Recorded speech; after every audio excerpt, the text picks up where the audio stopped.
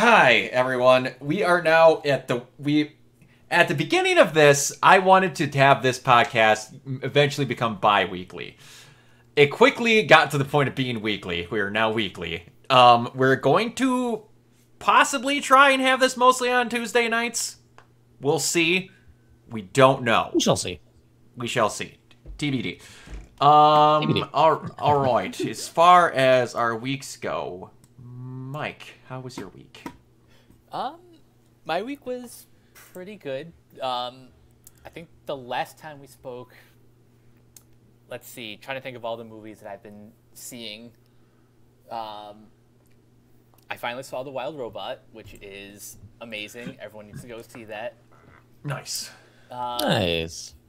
Brock and I talked about Transformers 1 a couple weeks ago. Yeah. I don't know how much longer that's going to be in theaters, so... Hello, I'm Brown. Go see it!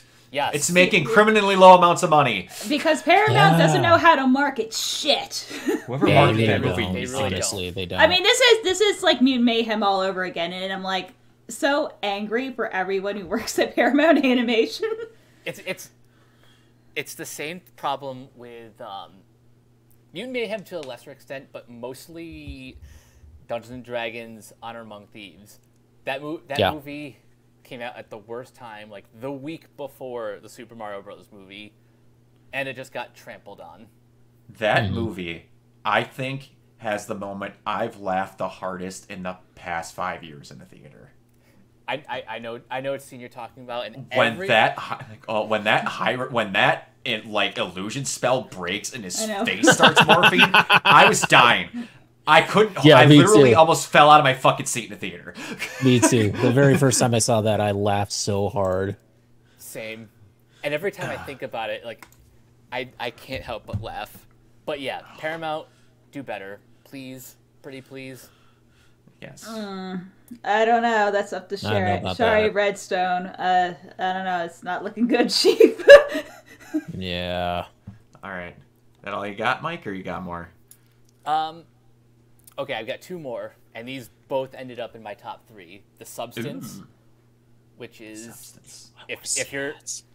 if you're into body horror and just one of the most insane endings that I've seen in a movie recently, yeah, look that one up when you get a chance. Okay. I really want to see that movie. It sounds like it's something that I would like. And the other one, a small little coming-of-age movie called My Old Ass, where Yeah. Aubrey Plaza plays Yeah. the older version of a high school student who's just about to leave for college, and it's honestly pretty great. Plaza gives like My Old Ass. It's such a great name. she honestly gives a great performance in that movie. Oh yeah. Yeah. Oh, all right.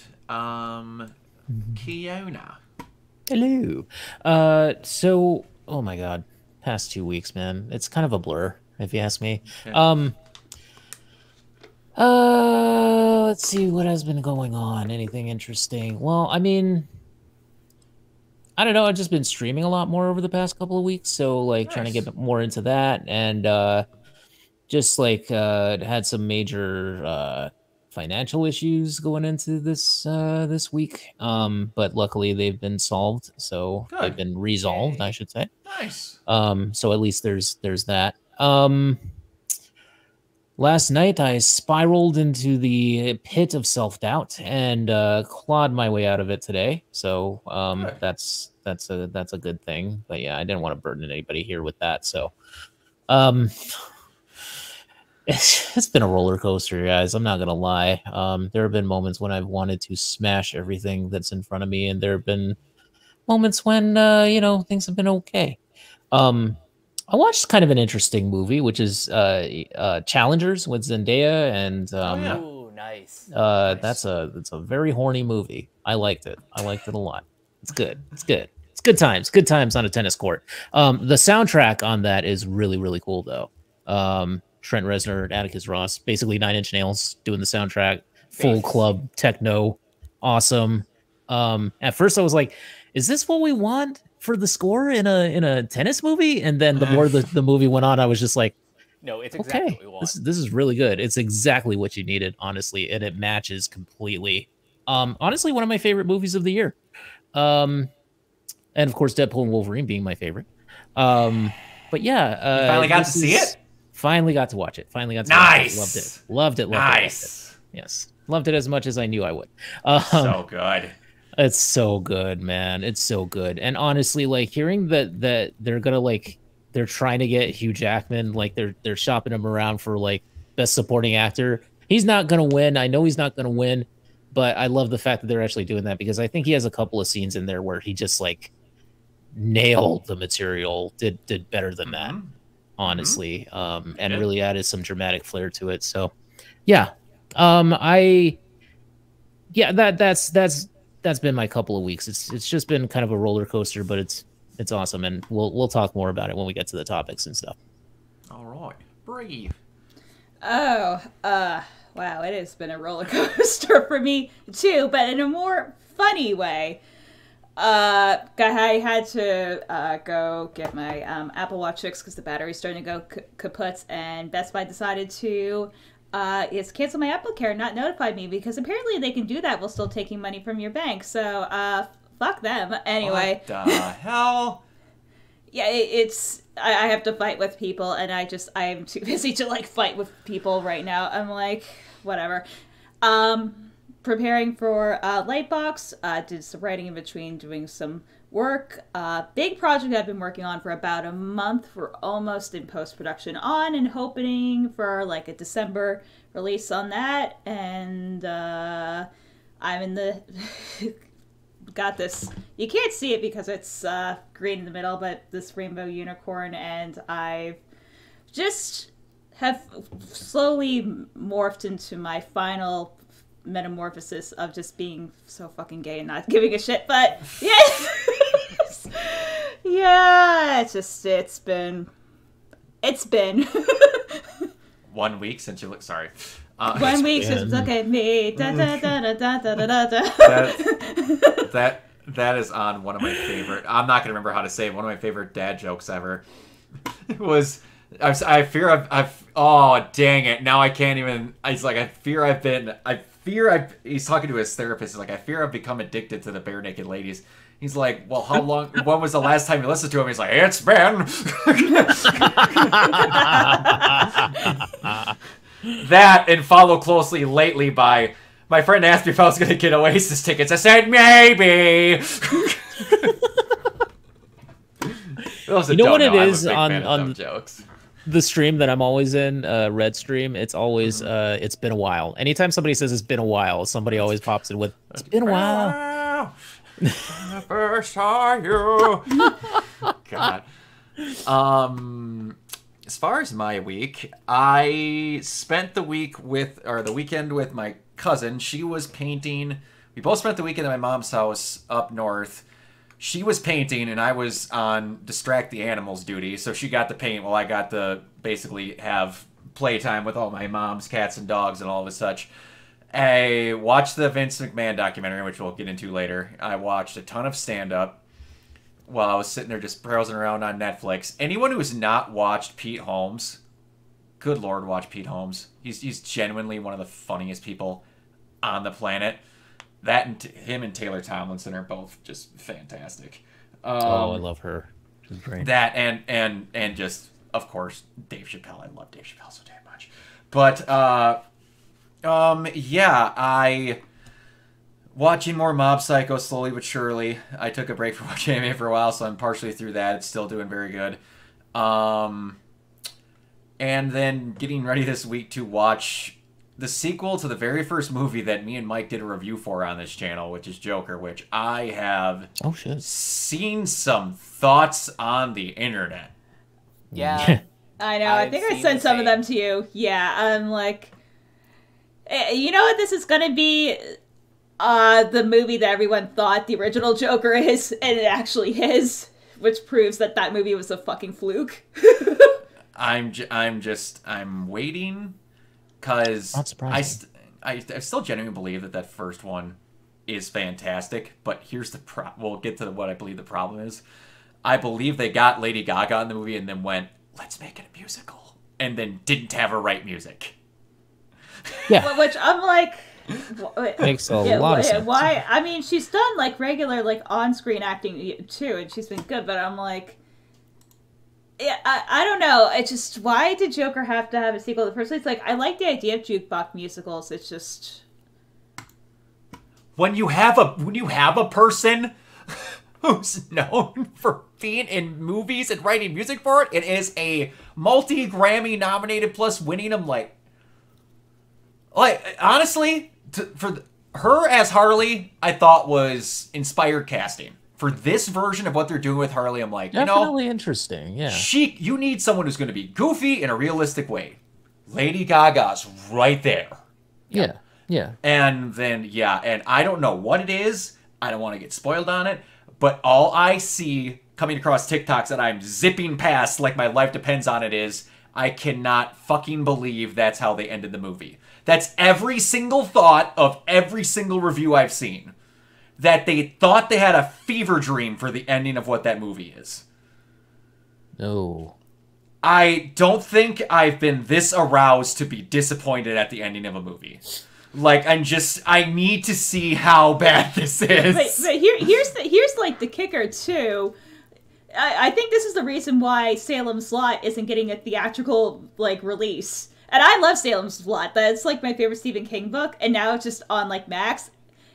And that very well might end up being a better movie.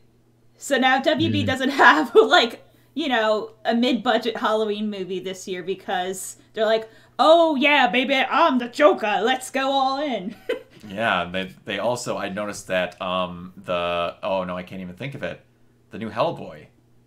Yeah, I heard that. To streaming too. Yeah, I heard it over the UK, and like I didn't even know that was coming out. They just pulled out to streaming, and like everything's like so bad. Like this whole like industry right now is such bullshit. Oh, are we gonna get to this stuff of reason number 7056 why Gavin Newsom sucks? Oh, don't worry, that's on there. Oh, good. Don't worry. The cooked man. The crooked man. The cooked man. Here's the sad part. Like, the more I actually got shown from like a friend of mine, I didn't know I actually had a friend that read Hellboy comics. What they're going for and the feel of that thing is like shockingly accurate. Mm-hmm. I think we just got kind of spoiled on what we thought that Hellboy should be from Guillermo del Toro. Yeah. That's exactly the problem. Yeah. I just think they nailed that casting the first time around so well that it's like, it's hard to even... Well, here's the thing also with that, though. I don't blame David Harbour for that Hellboy movie being bad. No, I don't either. He was good. And that's like why... Like, the casting's good all around. I think David Harbour is perfect, and I can't off the top of my head remember who's in The Crooked Man. But one thing that kind of sucks for all these, and I kind of hate it, and it's all the way back to George Clooney. When the movie is written at an intelligence level of a blind 2-year-old, and then they say that the person giving the lines that they're given is god-awful at the part because they're bad at that part, and not because the thing they signed on to was a piece of ace. Yep. Like, that's all the way back then. Batman and Robin, they're like, no, that was 100% George Clooney's fault. He's a bad Batman. Did you see the lines he had to read? No. Yeah, no, in a better movie, like, he might be one of the all-time Batmans, but that's not the movie that happens.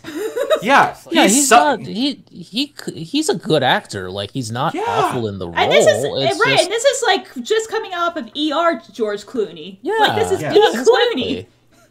Yes, and to show it, bad necessarily. He's a better Batman in The Flash for the whole 30 seconds that he's in it. For those of you who haven't seen it, he is Batman in The Flash for about 30 seconds. It's the best part of that whole movie. He's Bruce Wayne. Well, other than like Keaton. In my heart, that is him getting to be Batman again. Yeah. Never leave the cave without it. Yeah, thank you. This masterful line right here. This masterful line right here. Alone. Yeah, and that's a comment that, said in the right context, could be a great Batman line. Yeah. Could really could be, but anyway. But all right. I want a car. Chicks dig the car. Chicks dig the car. See, like, and that is a grown-up Dick Grayson line if said very differently. If you let him get to the point where he's been with like 4 different of the like 1,900 hot women he's been with, that's something that Dick would say eventually. That is completely a Dick Grayson line if it was in the right context, like you said. Yeah, but it's just I do love the ice puns. I will never hate on the ice puns. What killed the dinosaurs? The Ice Age. My favorite one. Yeah, I mean, Arnold knew what movie he was in and just ran with it. I love how everyone's like, no, but I love how they're like, everyone was miscast in that movie. I'm like, no, George Clooney wasn't. And then they're like, the best part was Arnold Schwarzenegger. I'm like, the best part was the guy who was the most miscast in the entire film? Can we now talk about how badly it was written? Smart scientist Arnold Schwarzenegger. We're immune to this charm. Rubber lips are immune to his charms. That's what as I told Lady Freeze when I pulled her plug. This is the one-woman show. You know what though? I mean, I didn't hate Uma Thurman in that role because I can never hate Uma Thurman. Uma Thurman was not a bad Poison Ivy casting.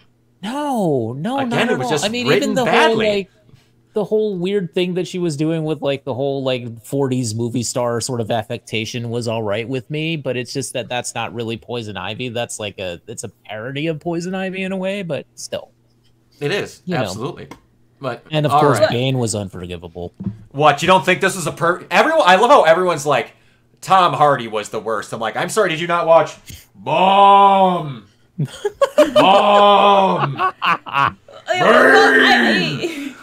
Well, the thing is, I get they were trying to go for a more campy version since the darker versions of Batman weren't doing too well. It's just... Oh, yes. Agreed, Umbreon. You know, I think if Schumacher had actually truly been given full reins, it'd be the thing, but it's just... It's very sanitized. Like, if they just let him go, like, this is full, like, gay, camp, like, borderline, this is a drag show, it would be different.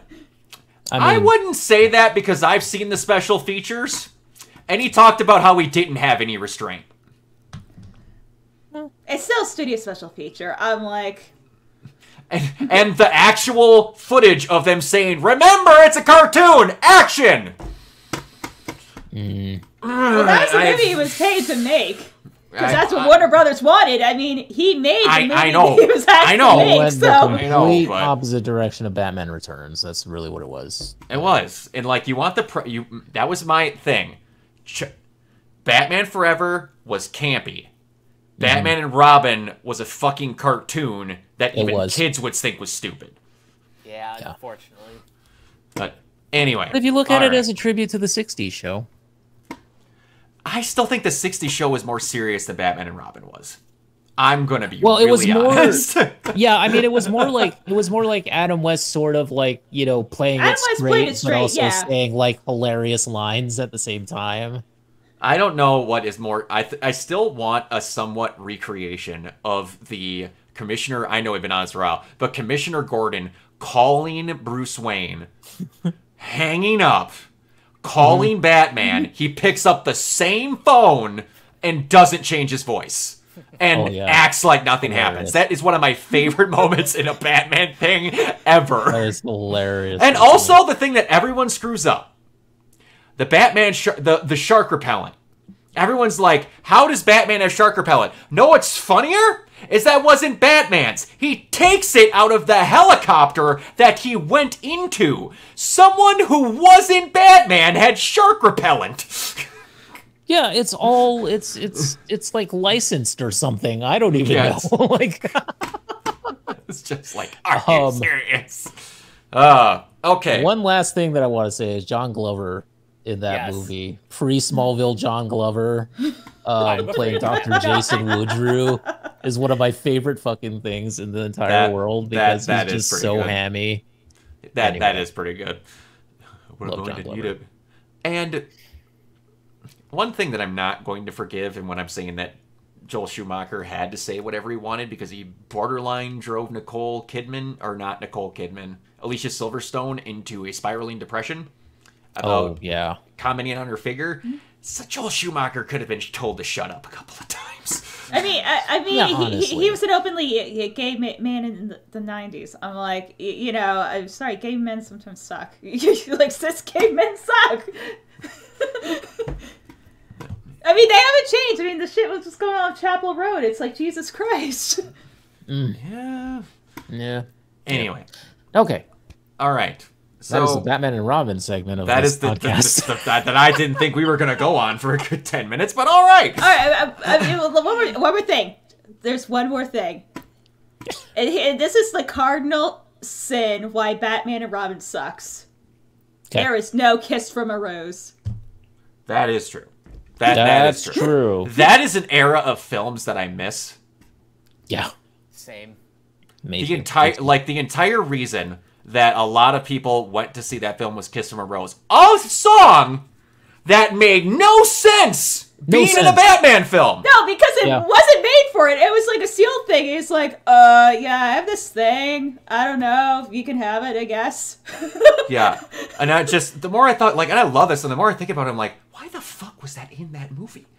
Because 90s. And one of the last times that happened. The music video, too. And one of the last times that ever happened, again, was in a Batman movie. I don't remember what song it was, but there was a Batman trailer for Batman Begins that had Nickelback all over it. I don't remember what song it was. But that was one of the last times that shit ever happened. What was the hell? I think it was Someday. I want to say that was the track. What the hell was up with Nickelback being in early 2000 superhero films? Because I remember they did the song for Spider-Man 2. Spider-Man. Yes, what I see the chat now. Yeah, with Chad Kroger's voice. I'm going to be a hero. Everyone forgets that Josie Scott from Saliva's also in. I love how everyone forgets he's also in that song. Oh, yes, he's in that song. Yeah, that's hilarious, dude. I saw you, Umbreon. I just didn't see the first part. I only saw The Hero Will Save Me. Okay, Nicholas back. Nicholas. All right. Jesus. Now, on to buy or sell. Okay. And I'm going to let Mike go on this one because he brought up a very good thing that's kind of become a giant misconception with a certain DC villain as of recently. Mike, buy or sell that Matthew Orton, no relation to Randy, is writing a Bane X Deathstroke team-up film. I'm torn. I want to buy this because we are kind of due for a Deathstroke movie eventually, since we never got that one that Gareth Evans was attached to. But what I was going to say is there's this common misconception, and I believe it started as far back as not even before Arkham Origins. That was the big one, though. that was the big one, but there was an issue of Deathstroke's solo comic in the 90s where he and Batman did have a duel. But yeah, ever since Arkham Origins, people have kind of assumed that Deathstroke was a Batman villain, and no, that is not true. No. He is a Titans villain first, and he's also a mercenary, so he technically could be anyone's villain. In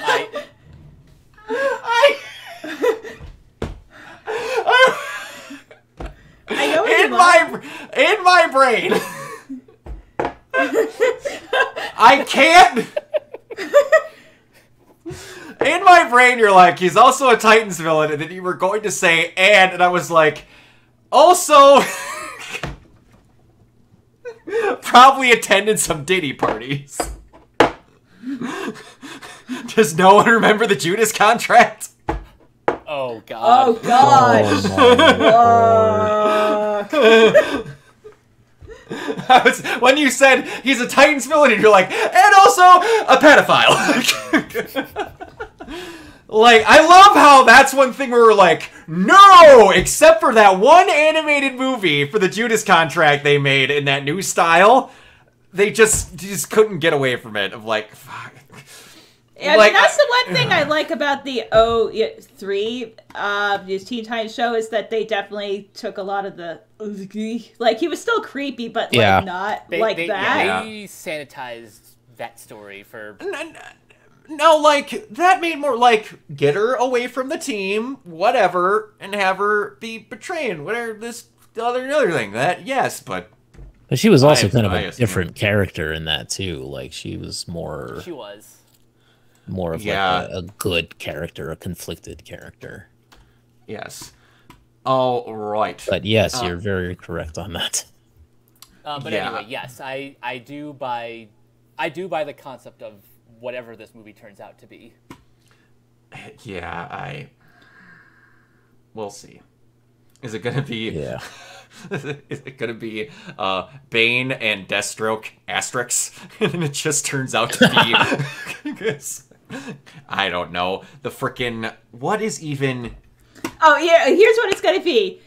Okay, it's gonna be Bane and Deathstroke, Rise of the Titans, because that's gonna be the stupid shit that we fucking deserve. Oh Lord. What is the blanking? There's another group that's like the Sinister Six, but in DCU. What the fuck is it called? Secret Six. Secret Six. Thank you. I was like, there's something. I couldn't remember what the hell it was. All right, actually, we got that could just be the movie Secret Six. It could be. Yeah, maybe. Yeah, And absolutely. maybe get Gail Simone to sign on, either to co-write the screenplay or just be a creative consultant. Yeah, that would be nice.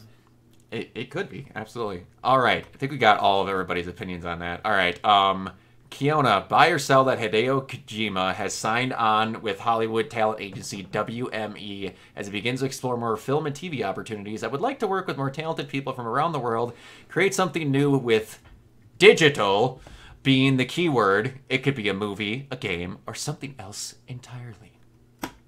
I mean, isn't his next game supposed to be kind of a movie / game / whatever? Like yeah. OD or whatever? OD. Yeah, whatever it is. I think he just really wants to make movies at this point in his career, and I don't blame him, given the state of gaming as it is. But, like, yeah, I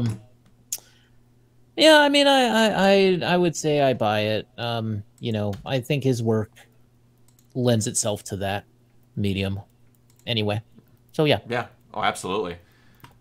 Cast Sam Worthington as Slade and call it Bane and Deathstroke clash with the Titan.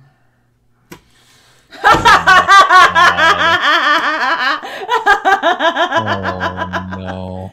Oh. Umbreon, I've never kicked anyone from a stream before. that deserves it. Don't worry, I won't. God damn it. Anyway, all right. So, okay. Anyone else have anything on that Mike, buy or sell? Yeah, I buy this. I clearly he wants to be part of the film industry, just based on how many people in Hollywood he's gotten for his video game projects. Yeah. So this makes a lot of sense. Bree? Yeah, I agree. And Kojima's kind of been in and out of LA like a lot, like the last decade or so. So to me, it kind of makes sense that he would get like American representation. Yeah. Yeah, I have to find for those of you that don't know, he uses the same exact engine as Horizon does. Death Stranding 2 screenshot. And I don't know if I can find the photo. I should have gotten the photo beforehand. Right here. He uses the same exact engine as the development team for Horizon does. And he brought... Can I get a full... Thank you. All right. And he is a wizard with this thing in a degree of which I can't even explain. 'Cause... Share it. That's not a picture... Oh, wow! That's in the game. Oh, jeez. That's just in the game. That's I don't know how that guy does it. He's freaking nuts. Yep. All right. So, Kiona, buy or sell Sure. The Last of Us Season 2 trailer?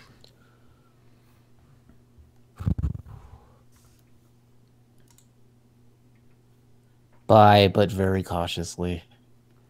Because Of what happens in the game, and it looks like they're following it pretty closely. And I'm not sure how I'm gonna feel about it. feel about seeing it in live action. Yeah, not sure how I'm gonna feel about that. It does look very faithful. It does look extremely well done. I think it looks better than the first season. But whew, Yeah, that's it's gonna gonna be hit. tough. That's gonna hit. I'm not sure I'm gonna be happy with it.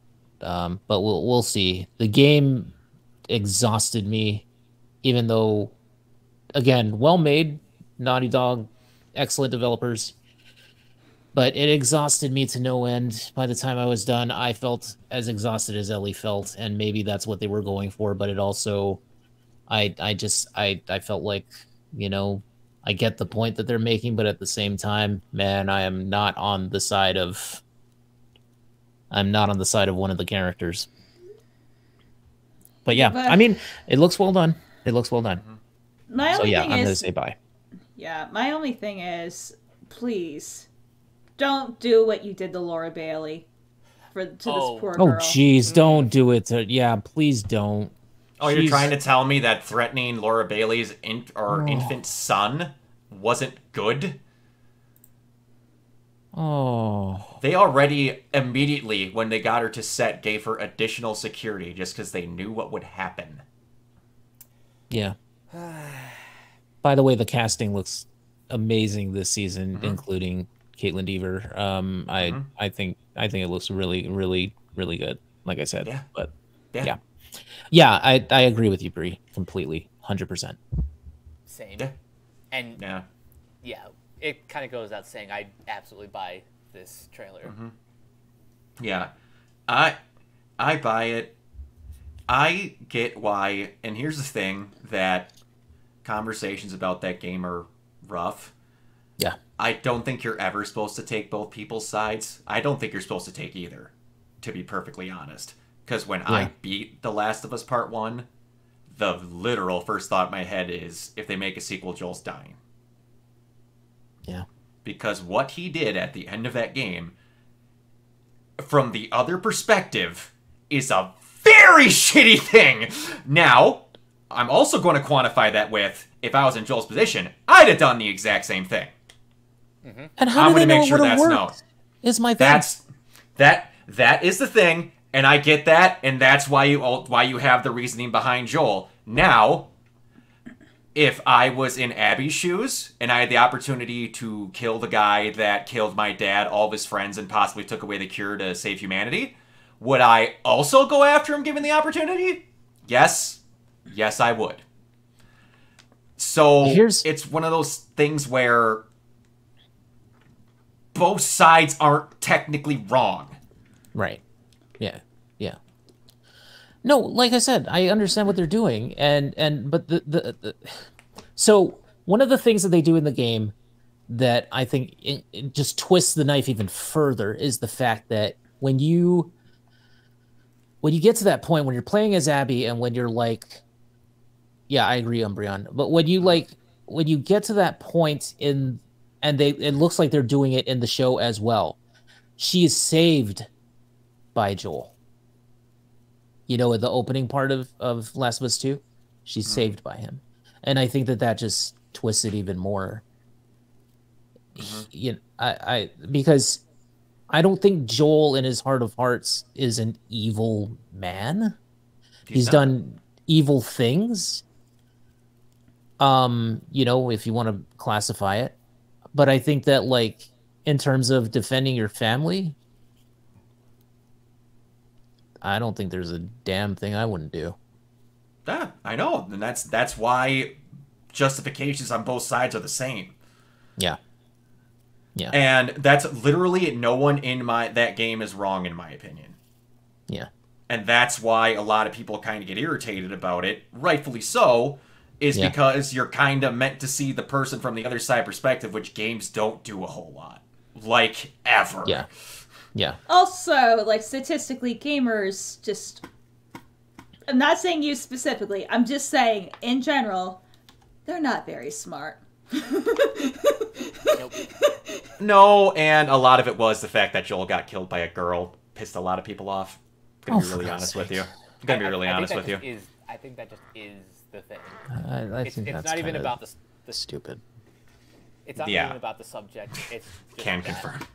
But it's that it was like, he got tricked or whatever. I'm like, yeah, a lot of people did. He got tricked like 4 or 5 times in the first game, too. He's also been at a place where he's been not on defense every single day of his life, where he's gotten to have a house and humble down and put his guard down.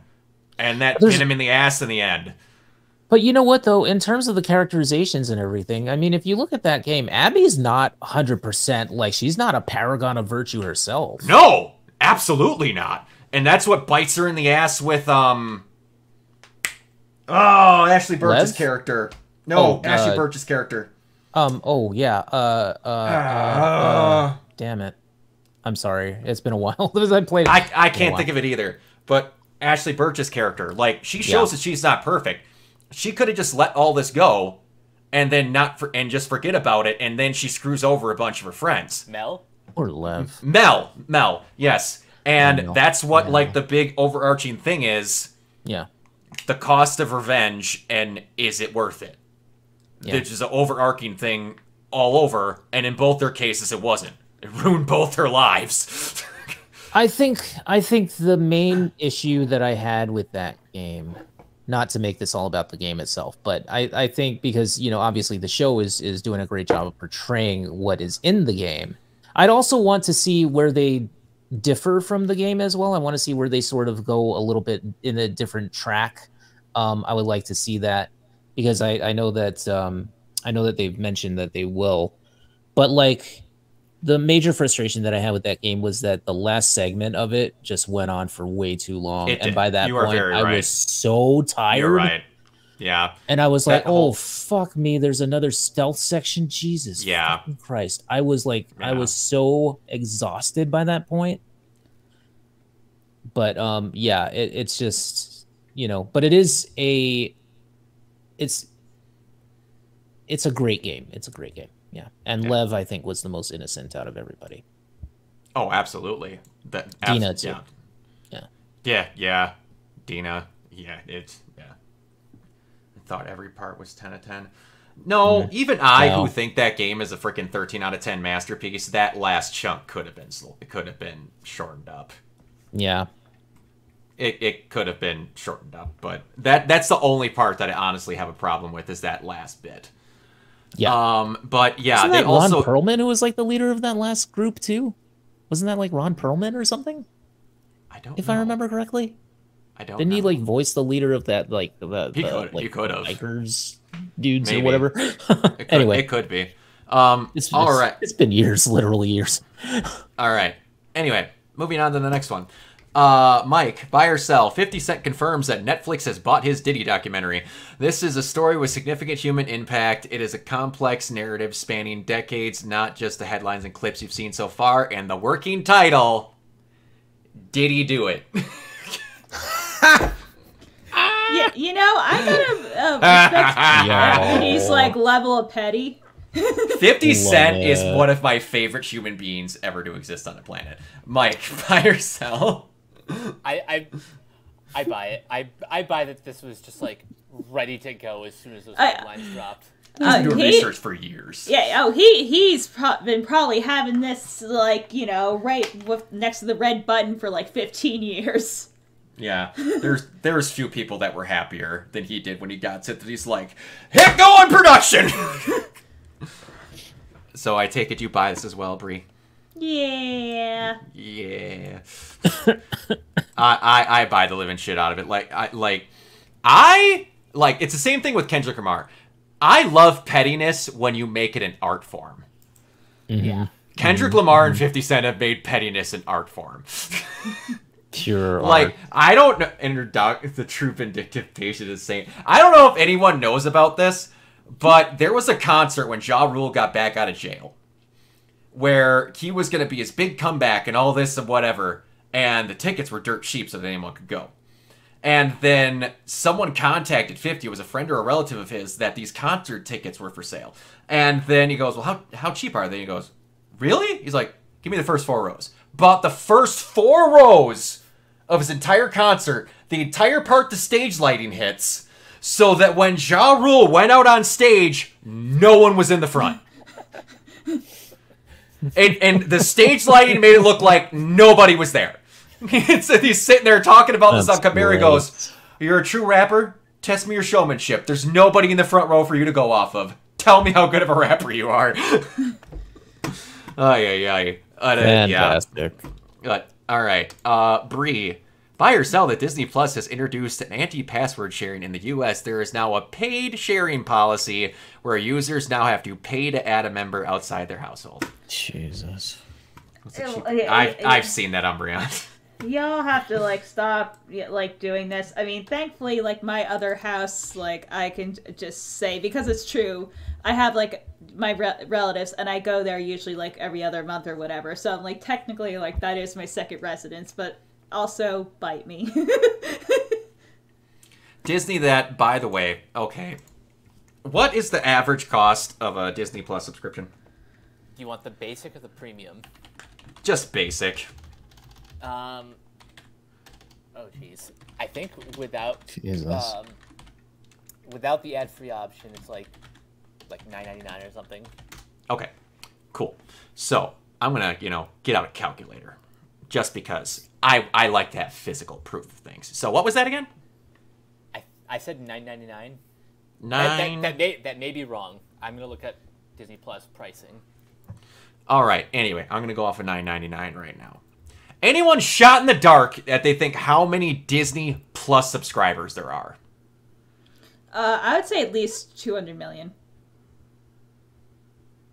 Well, not quite that much, but it has 153.8 million subscribers. So, times 153,000,000,000.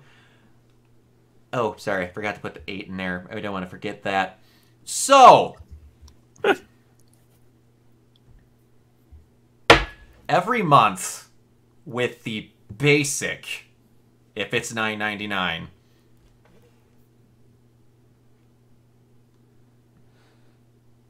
that's every month. But don't share your passwords because we're dying out here.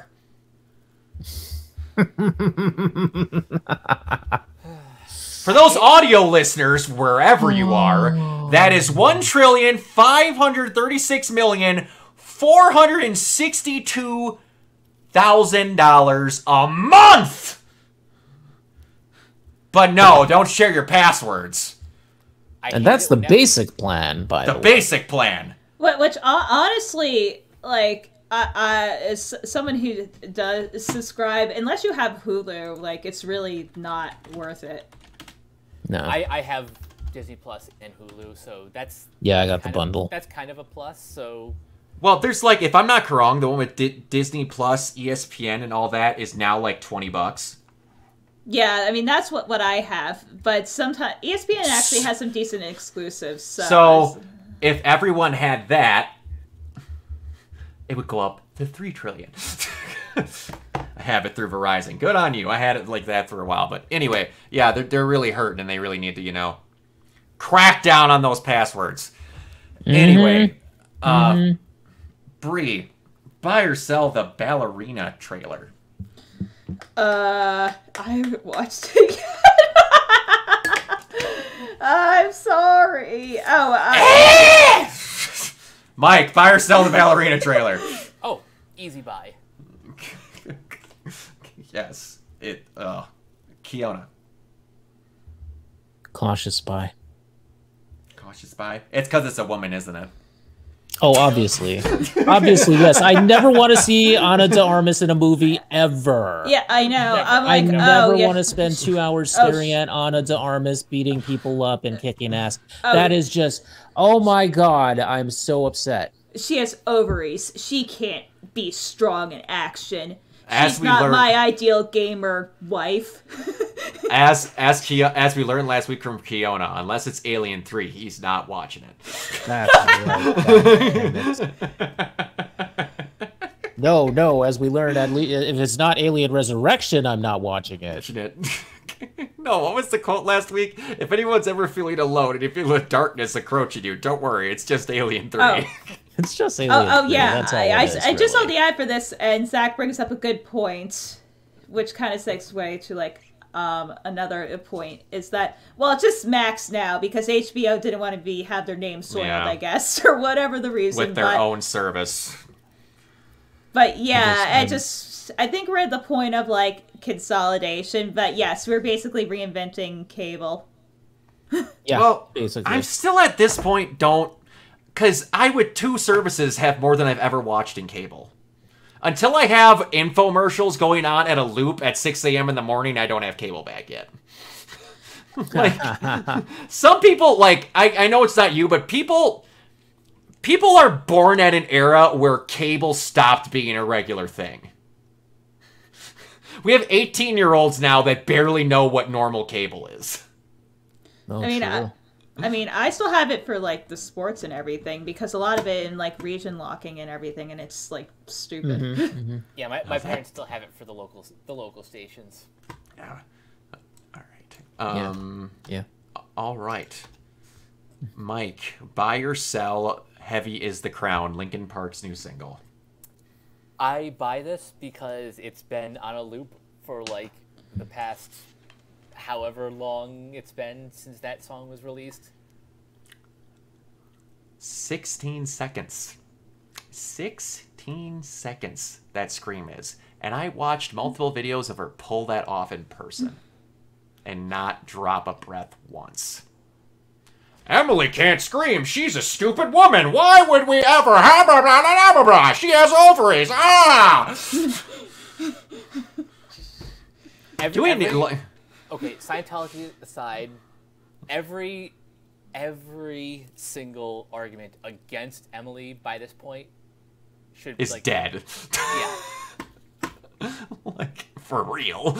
And I love how that's even faded into the background now, where they're like, oh wait, we have no substantial proof that she still follows it. Go back to the ovaries. I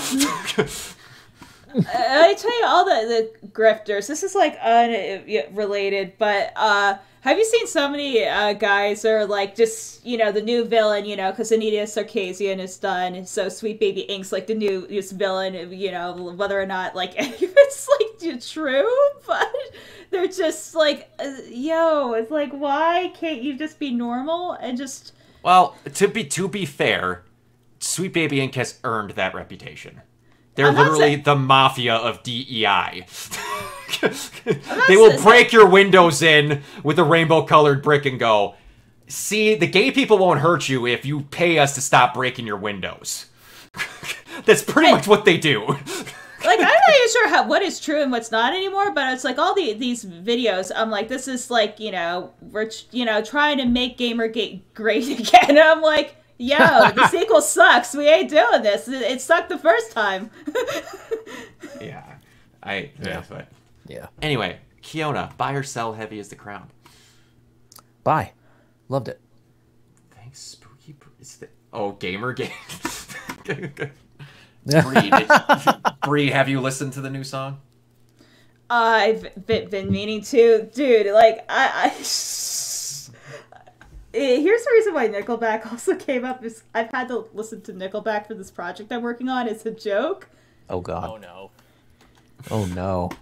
Look at this photograph. Oh, all right. Well, anyway, I think the song is great. It is it is their version. It is. What did someone describe it as? It was really good. It was a mixture. If you like, New Divide and Faint had a baby. Yes. It's just really good. And then I can't remember who it was. It's their, not their drummer. It's one of their.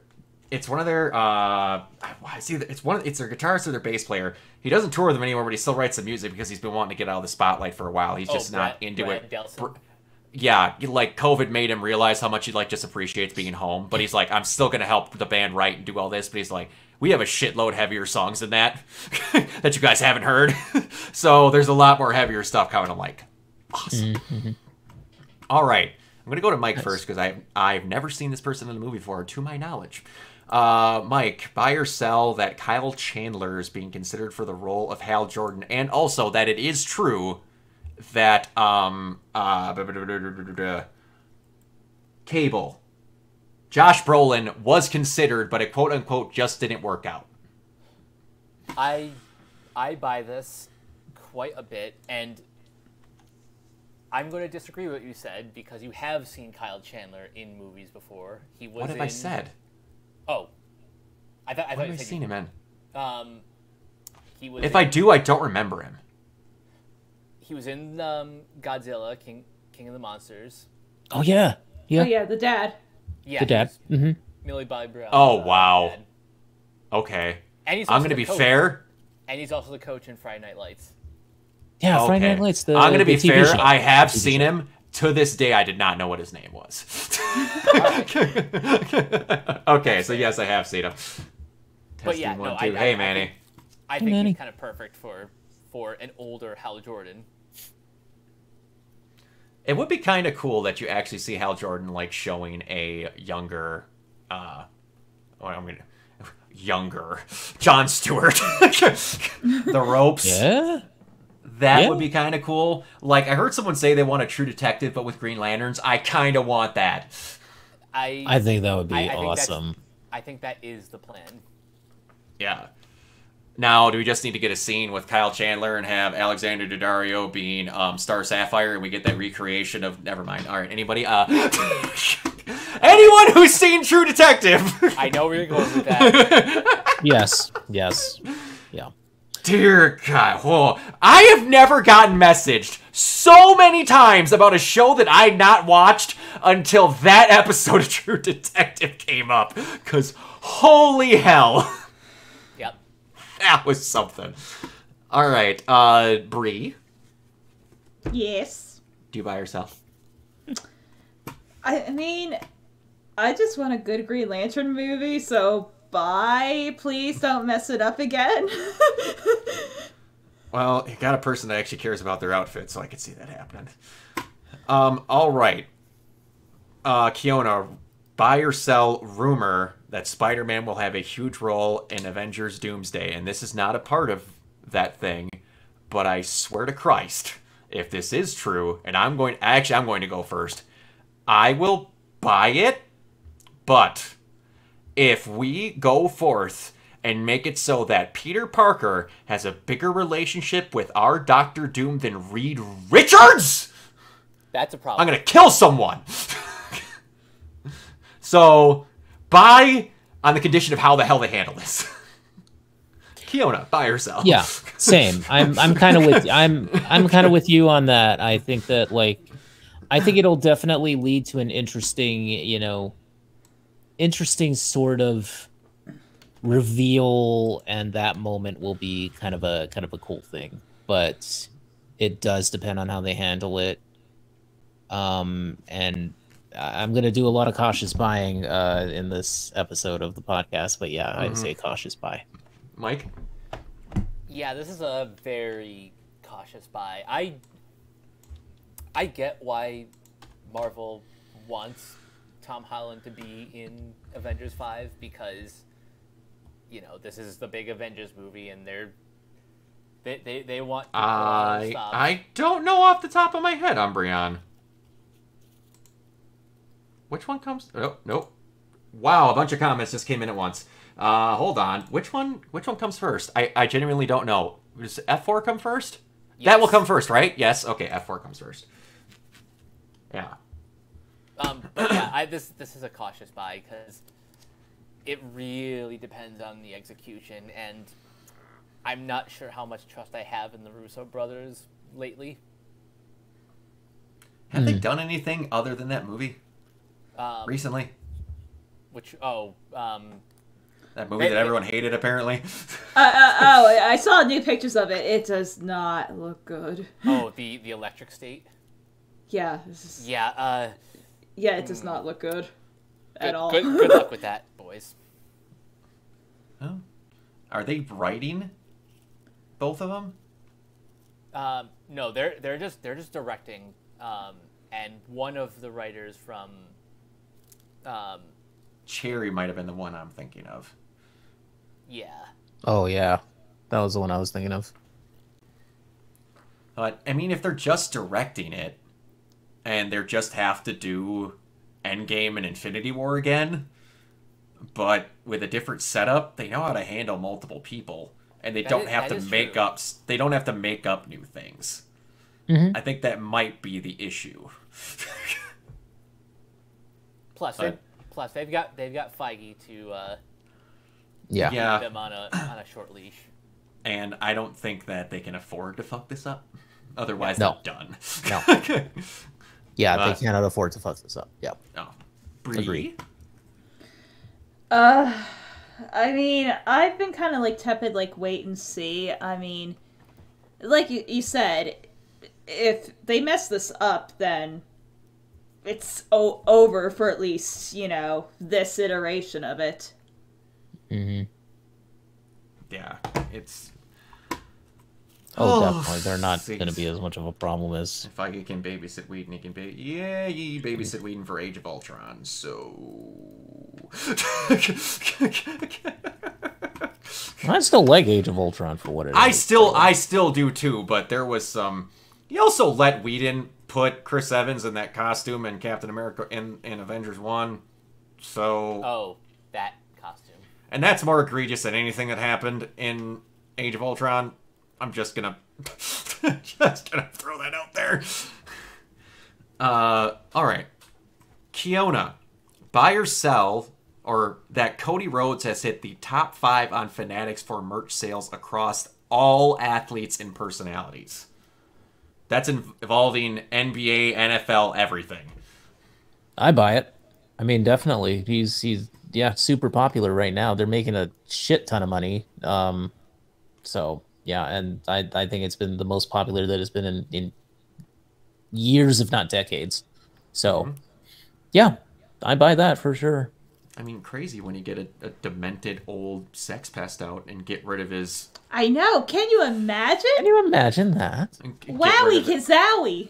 Get rid of his cut button Leighton buddy who used to work the cameras. It can work so much better.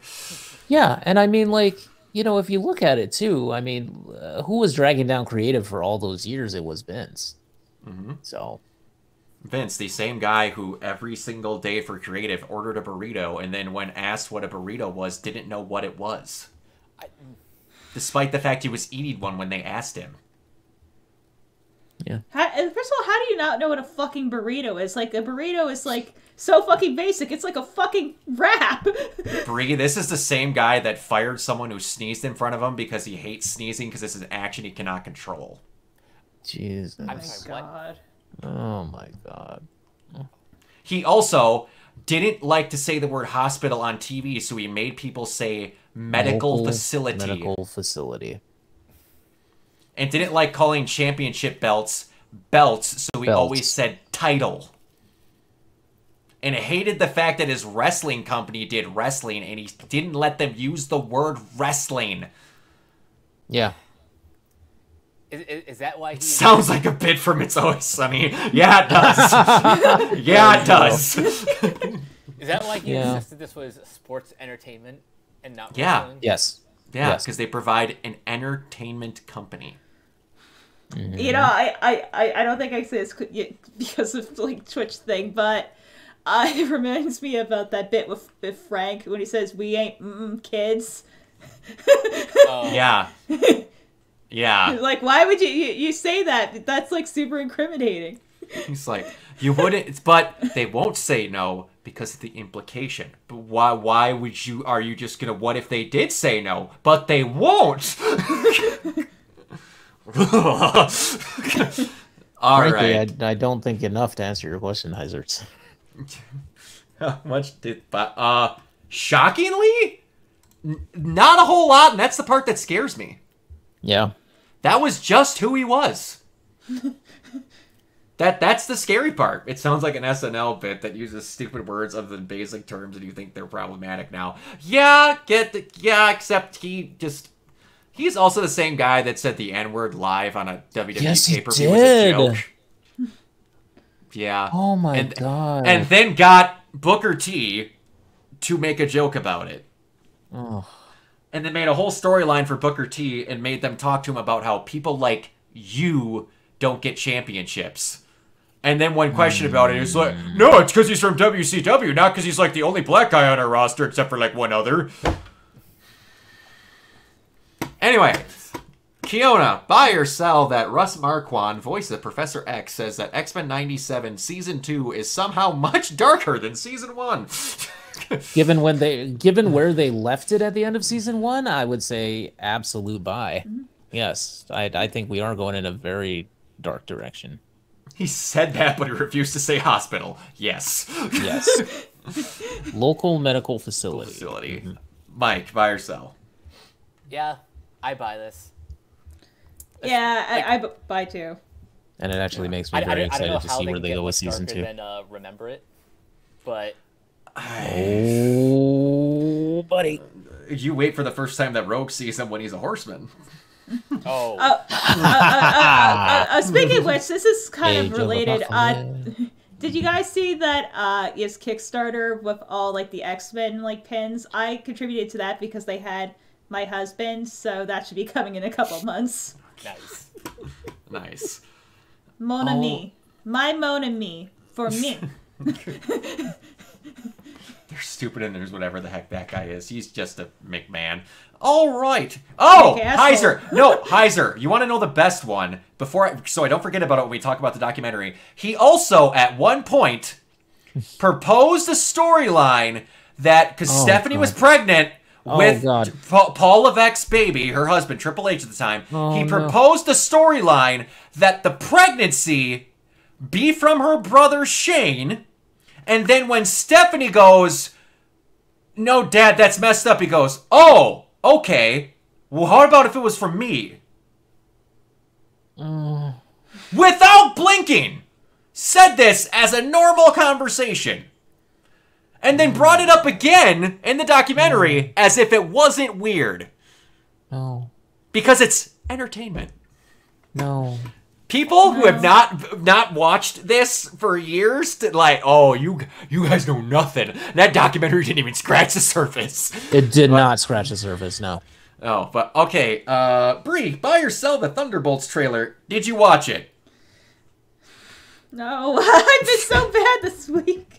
Kiona, buy or sell the Thunderbolts trailer. Again, cautious buy.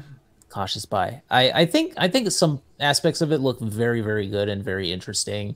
I'm still curious to see what they do with Julia Louis Dreyfus's character, the Countess. I'm very interested in seeing what they do with her, because I have no idea where they're going with that character in particular. It kind of. Do you think do you think that she's going to be the Norman Osborn of the Dark Avengers? Possibly. I think they're setting that up. Yeah. Yeah, that's what they're trying to do. It seems like. Yeah. She doesn't seem to be a good person to me. She seems very manipulative and very like underhanded and very So, curious to see where the team ends up at the end of this movie. Mike. Yeah, I buy it. I only sell the fact that because this is the exact same trailer that played at Comic-Con, Disney has been going around all various YouTube channels and doing a bunch of copyright strikes because they're dumb like that. Yeah. Yeah. I buy the crap out of it because the little bit of action that we got to see in that one scene with Ghost and does look Widow good. Listen, dude, I've been like working, doing like so many like shit posts that I'm getting paid to make. Because that's what my job is. Oh, speaking of stupid Disney shit, this might be breaking. ABC Signature is going to be shut down and folded into 20th Television. Lovely. Which, by the way, for the context of what we usually covered, ABC Signature is the studio behind a lot of shows, including in the MCU, like Daredevil, Jessica Jones, Punisher, Agents of S.H.I.E.L.D. Mm-hmm. Yeah. Business is business, and God forbid you can't have more than one thing going at the same time because it costs you so much money when, again, you make $1 trillion a weekend. A weekend. I understand. You have to license your own products. That must cost so much. But anyway. All right. Yeah, I love it. Kiona, buy or sell Vince's comments on the legitimacy of his documentary. After seeing early footage of the docuseries surrounding him, Vince McMahon tried to buy the project back from Netflix. Vince had Endeavor's Ari Emanuel chime in too, also voicing concern the doc's treatment of Vince's alter ego. But Netflix refused to let the project go. You know what I'm going to say to this, don't you, Brock? Come on. There is a term in wrestling even that matches exactly what I'm going to say about this, Are you going to say it's a work? Sell. I'm saying sell because it's definitely not a work. I'm sure that Vince would not like this documentary, even though it didn't really. I mean, it didn't go as bad as it really could have or should have. I think it just, it scratched the surface, like you said. But of course, he's going to take umbrage with anything that they say about it, frankly, because that's who he is as a businessman and as a scum bucket of a human being. But yeah, Vinnie Mac. Good for you. Good for you that people are discovering that you're a piece of shit. Good for you. Just now, somehow. Yeah, I mean, we all kind of knew, I think, but it's just like now it's becoming even more crystal clear. So, yeah. Good Lord. I sell his comments, but I buy the fact that he did try to buy it back from Netflix because that's exactly what he would do. That's exactly what he would do. All right. Kiona. Buy or sell the Arcane Vi Nothing to Lose trailer showcase? Absolute buy. Absolute buy. I can't wait to see it. Vi is my favorite character on the show, and I love me a good identity crisis, arc for a character. So because having gone through that multiple times in my life, so yeah, I mean, I think it looks dark, it looks tragic, it looks incredible. Haley Steinfeld's gonna play the fucking shit out of that. And Vi as a character is just amazing, and they made her look of jacked. Oh my god! Yeah. Yes. Oh yeah. Bree, did you watch that? Bree, did you watch that? Hell yeah, I watched that. I wasn't missing that. Are you shitting me? Hell yeah. She's like, Vi's abs. I'm right there. Okay, but I love that character so much. I can't wait, and I really hope. So Lightbox is doing an Arcane panel again. I think they learned a lesson from that last time, and it's supposedly going to be on Sunday. So I'm not sure because it's a week before the show's out. They're going to show much, but see if I can see a little things. But I'm glad that they're doing the split 3 parts again. They're releasing it like a movie because that's cool. Yeah, it works so well for how Arcane as a show is structured. I really can't imagine it being released any other way. I feel like if it was just a straight binge, there would be zero hype. Yeah, the fact that they're doing 3 episodes each week is it's the best way to keep the conversation going. Yeah, and just because of how heavy the story can get in season 1, I think that was a really good decision. Yeah, it's just an emotional break because after Act 1, it's am I okay? Yeah. I don't feel okay. This was not okay. None of this is okay. Oh, I love the animation style on that show. I think just the smoothness of everything and how it's got that sort of hyper real, but not like, it's not overly real and it's not overly choppy and stuff like that. I just love that. And the way that you could tell that this was animated by the French, like especially like with the stuff again by Caitlin, like such like blue is the warmest color vibes. I'm like, Yes. oh yes, this is French. Like you just know, like the vibes are just there. Vi and Caitlin are absolute. I just love them. Yeah. But of course, this season is going to tear my heart out and rip to shreds, and I am here for it. Yes. All right. I think me and Kiona might have been the only person that's seen this. We're going to be getting the gaming chunk now, and I had to comment on this because people need to get their Twitters taken away. Person that me and Kiona both really appreciate goes Susie Hunter. Yeah. What the fuck is going on? The Sphere Hunter, for those that might know her, big Capcom survival horror person, made a comment and she put it out just to basically say, because a lot of people look to her for comments on certain things, especially games of this sort, especially horror games, survival horror. Yeah, made a comment that she will not be reviewing Silent Hill 2, the remake, because she has become disillusioned with remakes and doesn't, I don't remember the exact thing, doesn't want to cover it, do that, just basically that she doesn't feel the same way. Coming up, people having their Twitters taken away is the understatement of the year. Thank you! Like Heisers, I said with Mike, I don't remember when I was, but I want the death note of URLs. I could just enter it, and that URL's dead. It can never come back. Yeah. Your Twitter, everything you use is gone. But she made that comment about how she's become disillusioned with it and wants more stuff like that. And then someone called her out on the fact that she's been really hyping up all these Resident Evil remakes that have come out. Mm-hmm. Do you know how disillusion happens, people? Through experience. Yeah. Things need to happen.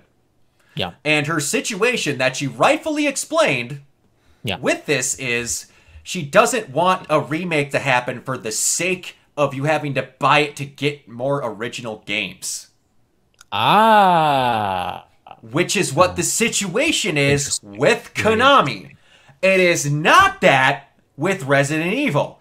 They're making new Resident Evil games all the time. They just happen to also remake their old games because they have that much fucking money on them in the studios to do it alongside the new games. Not the same situation. Very so different. she said she would much rather want them making newer ones, and openly said that she is looking forward to playing Silent Hill F because it's not a remake. Yeah. Understand. So now it's every post she's ever made in her entire life is being thrown in her face about how she's the biggest hypocrite on the planet. No one's going to listen to her, and that she's a total douchebag hypocrite. Off of making one statement. People just shut the fuck up. Like, shut the fuck up. They don't. They are incapable of shutting the fuck up. Susie is one of the biggest sweethearts on the planet, and all she did was state her opinion and factually back it up.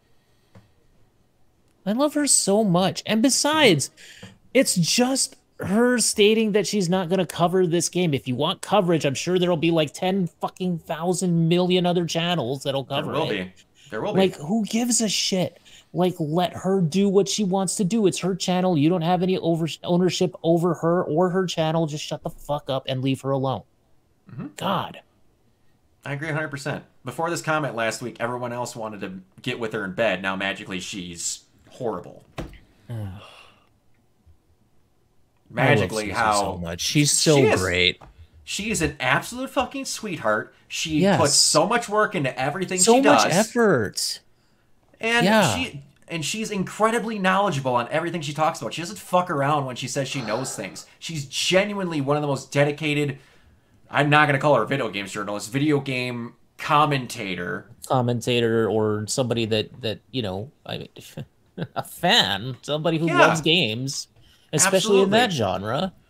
Exactly. It's her I wish I loved survival horror games as much as she does. I mean, I wish I was as good at them as she is. She's so good at the games that she profiles and that she makes long videos about. Yes. I love watching her stuff. Susie's Yes. amazing. Yes. Absolutely. I agree 100%. And Mike, I didn't forget what you said. I'm just going to put that in a normal discussion point. So, yeah. Oh, man, I but tell ya. yeah, it's one of the dumbest things I've seen in a while. The same thing happened to Alana Pierce because she made a comment that she'd like to be able to pause a game. Oh, for God's sake. And then Oh, God forbid that you want to pause a game. Yeah, and then she Right? she mentioned it because someone has kids. And she used it as that should be an accessibility option to be able to pause a game if you have a kid. Option. And then everyone went, no, skill issue, bro. That's basically what it turned into. And everyone clipped one part of her video out of context and bashed her over the head with it. Some people are just assholes for no reason. Yeah, People they are just like- assholes for no reason. People like Alana and Susie get ripped to shreds. But then yet people like Asmongold, who everything I've learned about him has been against my will. Oh. Ooh, I'm so The sorry. guy who is disgusted at drinking water and says he only showers if it's necessary. This guy is the one you put up on a pedestal as a person you should listen to. But Susie and Alana go fuck themselves. Also, wasn't he the guy that listened to Kevin Conroy's Batman voice and then said, that guy doesn't sound like Batman? Yes. He's the same one that one Ghost of Yotai popped. How do you say it, Kiona? I don't know if it's Ghost of Yote or Yotai. Okay, I think it either could way, be when either. that came up, he's like, well, do I get the option to play as a guy? I'm like, you didn't get the option to play as a girl in the last one, you dumbass. Fucking Christ. Why does it only matter when a woman pops up? What is your problem with ovaries? Why do you hate ovaries? Tell me why we hate ovaries! That's gonna get clipped out of fucking context. Brock, I can give several reasons. It's because in middle school, some girl did not, like to be sexually harassed. And he's taken it personally for the last 15, 20 years. Okay. Oh my God. That's good. Absolutely. That- God. The hospital Thank guy you. sounds smarter than the guy who hates water. Heiser- I hate that might be accurate. Yeah. Heiser, Umbreon, Yeah. I don't say this enough. I greatly Yeah. appreciate that you two listen to this podcast you live. so It much. makes it great. Thank you so much, you two. All right. Thank you guys. Going on to talking about other sane people that, are great.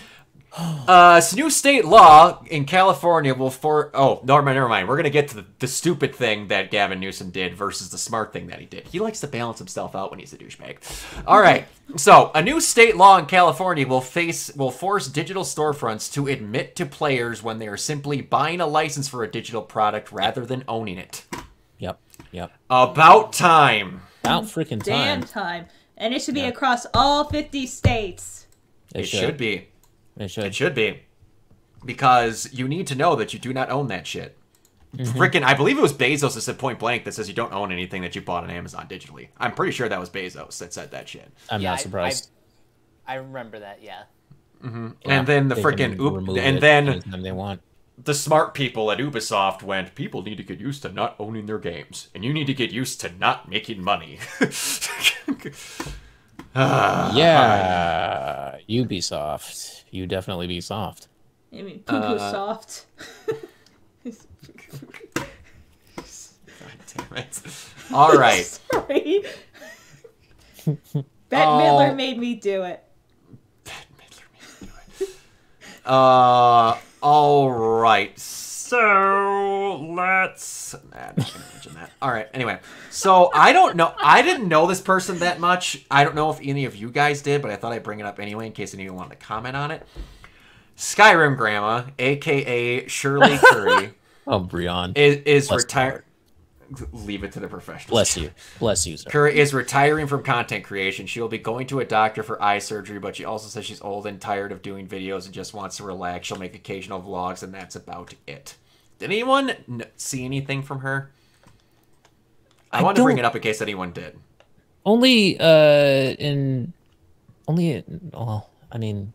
I don't want to say what I was going to say because that sounded kind of crude. But yeah, I think I've heard of her. Okay. Yeah, the name. I don't know that I've sounds seen. Familiar. Yeah. Yes. I wasn't a big Skyrim person, so like all the other whatevers, I didn't really check into it that much. But yeah, I just figured in case someone knew anything about it, that I wasn't just going to leave it out because that is kind of a big deal. She was a well-known person. Okay, so one of the big ones for this. Nintendo is suing Palworld over patents they made this year. Yeah. I'm both not surprised and also... And here's the best part. This patent is only for games made in Japan. Oh, lovely. Because that shit wouldn't fly in the US. So they can't do that. Of course. They literally waited until Palworld was successful to patent the Pokeball throwing technique. And here's the best part. Palworld's announcement predates Arceus, where they used it for the first time in a 3D realm. Uh-huh. So they're patenting something that they didn't use first. Nice. Well, What did you that's what very did you say Nintendo. about being petty? Petty when it's an art form and not petty when you're a douchebag. Everyone likes to shit on gaming companies for doing shoddy things. Xbox for shelving a bunch of people, companies, jobs, mass layoffs after they bought Activision after they said in court that they wouldn't do it.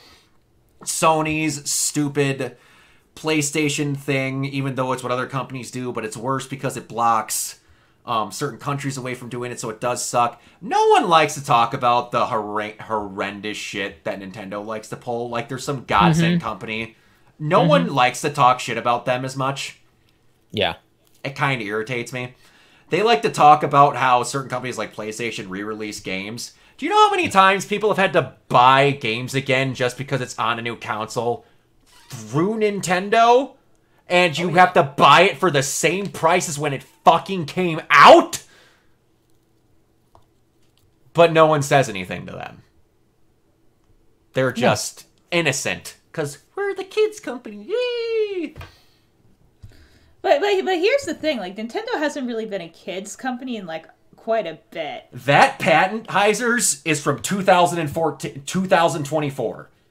I'm not shitting you. It's in their legal document. May of 2024. It's when it was filed. So, this patent... busy because Power is making money.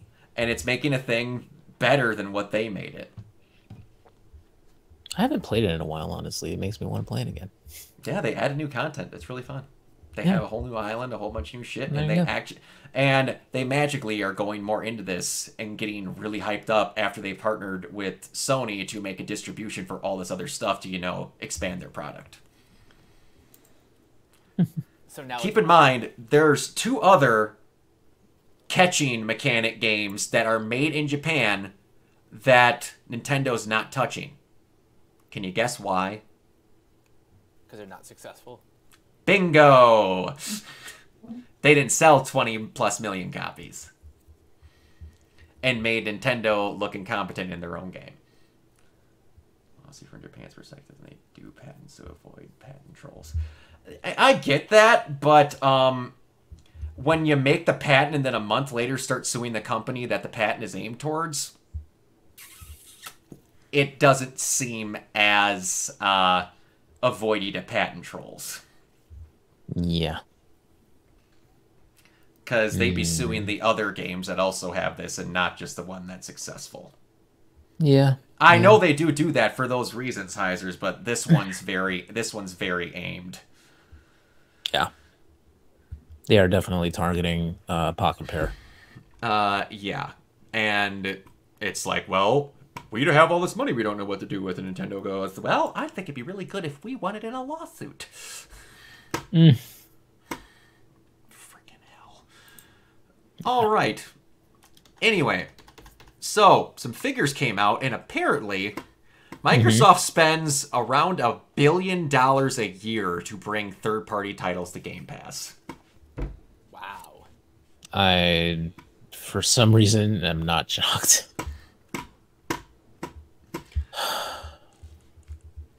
cannot see how Game Pass continues to be a viable thing. Well, I mean, also, like, how much of that money actually goes to the developers of those games? I'd Not a imagine lot. not much. And how Because you much get do a they lump. make? Yeah, how much do they make based on? A lot That's of the them thing that is I'm you get. really curious about. A lot of them is they get paid a lump sum to put it on the service, and then they don't get paid more after. So to make up for the money they would lose for putting it on the market, they pay them to just have it go on to the Game Pass. Yeah, that just seems non-viable, frankly. James gonna love this in the chat. Mike, do I know what that is? I'll have him ask me about that later. Okay. All right, but yeah, that now that they're aggressively bringing other stuff to PlayStation, like the fact that they're releasing release dates right away, there's got to be some major restructuring. And when it's coming from Jason Schreier, of all people, that Xbox's leadership is a fracking mess at this point, it's not good. It's really not good. And also, there came. Did you see the report that Sarah Bond was even confused at how Phil Spencer is running Xbox? Ugh. Again, not surprised. Like, that's not good. Not surprised. All right. Seems All like right. things are a mess over there. All right. So The this is hottest gonna. of messes. I need to bring up a thing that got shown on Twitter so that I don't screw this up and I don't get the details wrong.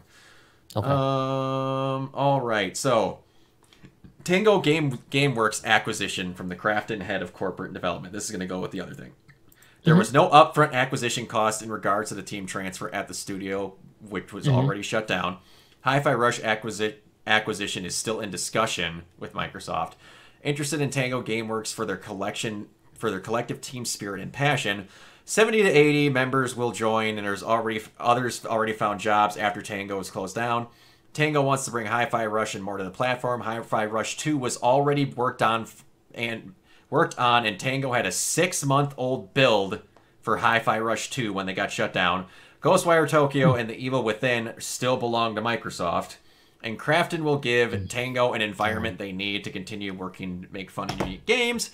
Krafton CEO says they don't think Hi-Fi Rush will make them money, but want to invest in creating something new. We can't acquire Tango GameWorks based on their financials or their numbers, right? We don't think Hi-Fi Rush 2 is going to make us money, to be frank. Hi-Fi Rush might have brought in a little bit of a minus in terms of financials, but it's a team that should be encouraged to create something new and continue their journey. We want to have more teams like that under our umbrella. Yeah. So he's also quoted in the GameDeveloper.com article, the CEO of Krafton. He's quoted as saying, "Did it add a lot of money to Microsoft?" As in Hi-Fi Rush, did it add a lot of money to Microsoft? Yeah. That might not be the case. I'm not saying I know how much they made. This is just my guess. But the IP itself was very fresh and featured new types of gameplay. I know it's not a game a lot of studios were making, and we have to keep trying that approach. So it sounds like it's a lot more nuanced than just like, okay, you know, they didn't make enough money with that game, so we're not going to have them pursue any more sequels or whatever. It sounds like he's actually saying in the game developer article that they would like to see a Hi-Fi Rush 2, but they don't think it's going to be like a runaway hit. Like, it's not going to make bajillions of dollars, which is fair because it is kind of a niche title to begin with. But like, in terms of the approach, it shouldn't have been. But you know, because of the approach and everything, and because of like the creativity that they saw in that game, they are happy with the acquisition, I think, or at least positive about it. Yeah. And I think that that's a good thing. Definitely a good thing. And, you know, I mean, what they're saying, it sounds right to me. It sounds like, you know, we want to see more creativity in that space. And that's absolutely what I want to see as well. Yeah, absolutely. The legit only thing that upsets me about this is the fact that Evil Within's not going to get its third game. I know, same. I even liked Ghostwire for what it was. It wasn't like super great, but it wasn't like bad. Yeah.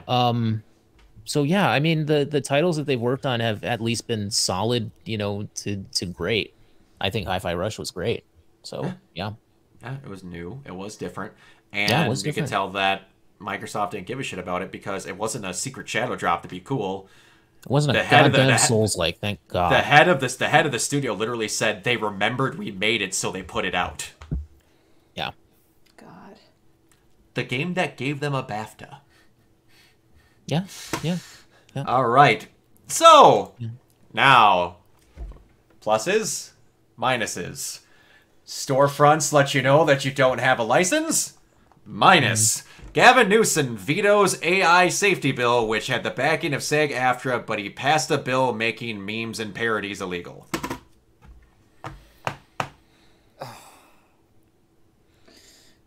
Mike, it seems like you have a lot to say, so Mike, I if you think want you to should say go some first. things. I don't even know where to begin with this. I just don't see the benefit in vetoing this unless there is, I don't know, a better bill that will actually protect people in SAG or the WGA. I mean, come on. I mean, we know the reason why he vetoed it.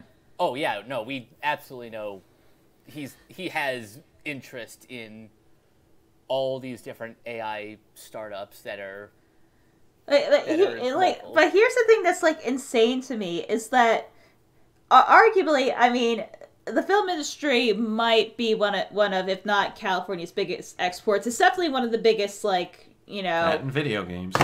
Yeah, it's definitely one of the non-farming, probably one of the biggest, like, American exports that we have. Like, and you're willing to fucking, like, throw out the entire film industry that's existed for, like, close to a century now in Southern California for, like, fucking, tech bros, in which most of this AI shit is probably going to go belly up in, like, a year and a half now anyway, because they're going to fucking run out of money, and when the courts say Neverly is saying, no, you can't break copyright laws, sorry. Oh, don't worry. What was that thing I posted in the freaking chat the other day? Oh, can I find that thing? Where is it? Damn it, where is it? AI artist is suing the U.S. Copyright Office for not letting him copyright his AI images. He claims that there are blatant and repeatedly stealing my work. The same person used Midjourney to win an art competition a few years back. You know what? If this fucking idiot ends up, causing, like, there to be a major landmark case because of AI, I'm gonna laugh my ass off. Because... For real. No, because this might be, like, if it does get to that high up a court, you'd have to define, like, what a human being and what is, like, copyright. Yeah. I don't know, man. People... Because if you say that could be copyrightable, then I'm like, why bother having copyright laws? Exactly. Yeah, you're not wrong. I don't know. All right. Anyway, just had to bring up Newsom being a douchebag as he normally is. All right. So, in other movie and TV news. That's just one of the things. I'm sorry, like, not trying to get political, but I feel like, Gavin Newsom's only exciting for people who, like, unironically enjoy Fight Song.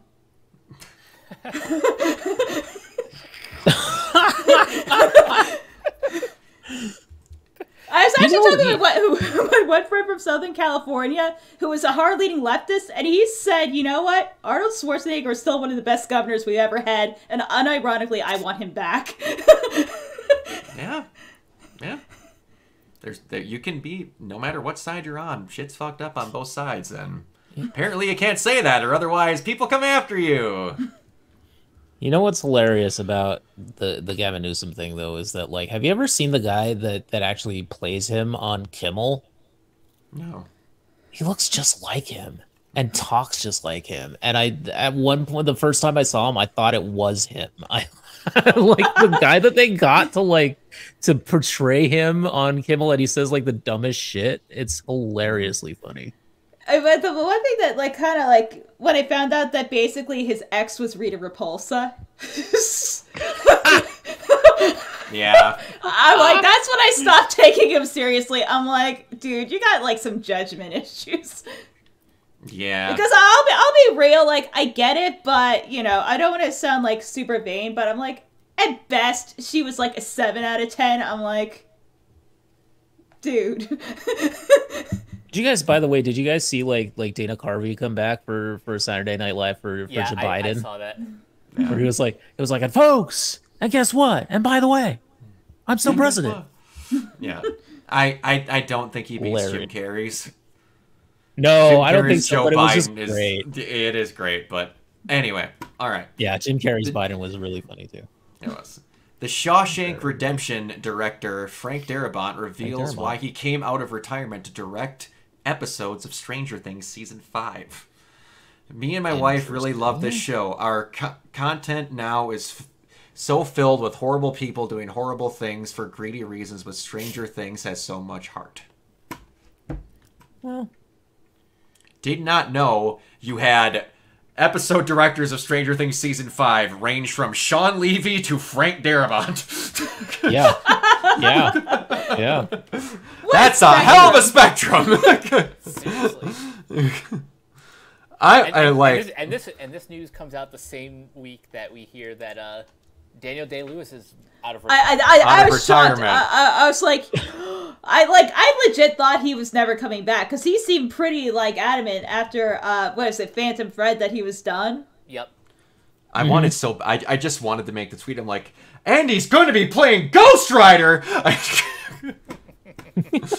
Just anything, just like him coming out of the woodwork to somehow they gave him enough money to do a Marvel role. If that happened, the internet might just explode. Like Film Twitter would just die. You know, if anything, I would want him to be the one who's playing Mephisto.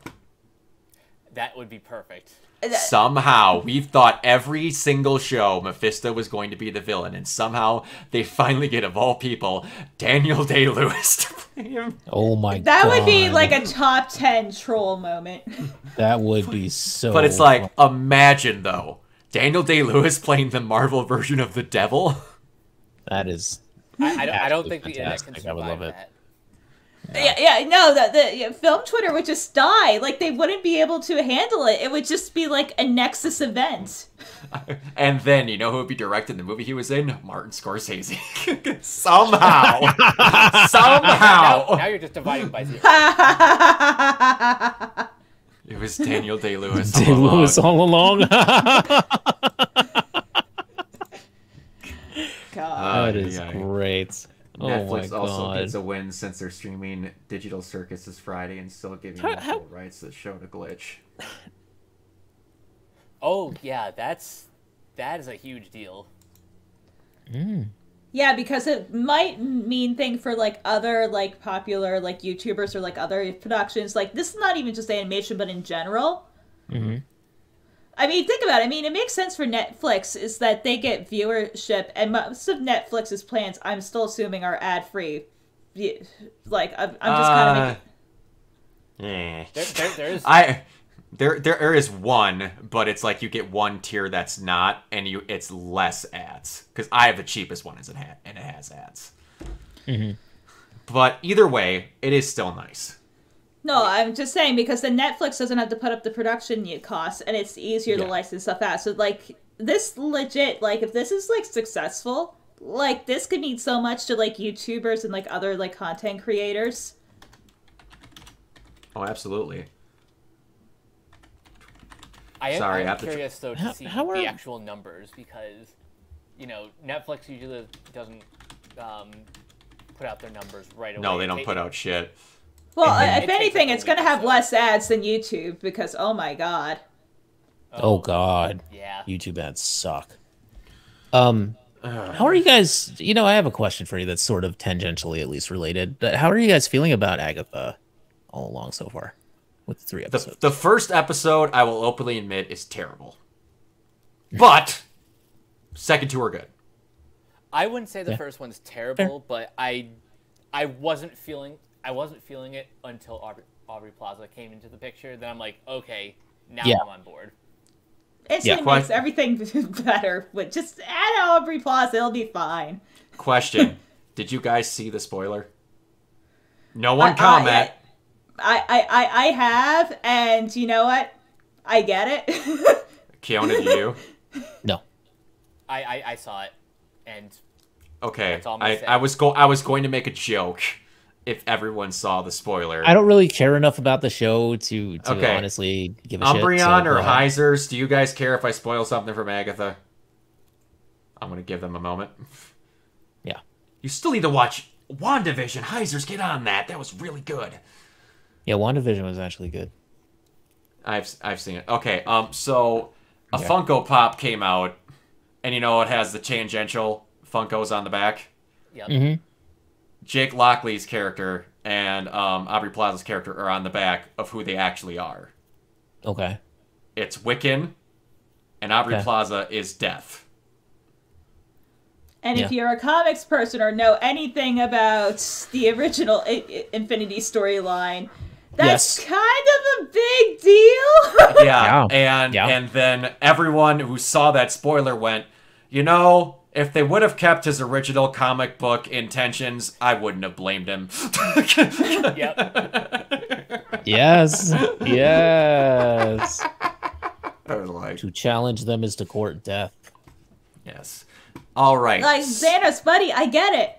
I don't Yeah, blame you. I get it. I would. There's I a would- little light genocide, I would impress do- the lady. I would do that Yes. for Aubrey Plaza. Yes. All right. So, we have Of talked course, about he's Wiccan. My God. how certain things are cults. I've openly admitted I'm a church-going Christian. Some things that Catholics do are not great. We also talked about Scientology. Agree. But I'm going to tell you, the actual cult that I've seen in the time that I've been alive rhymes with Snyder.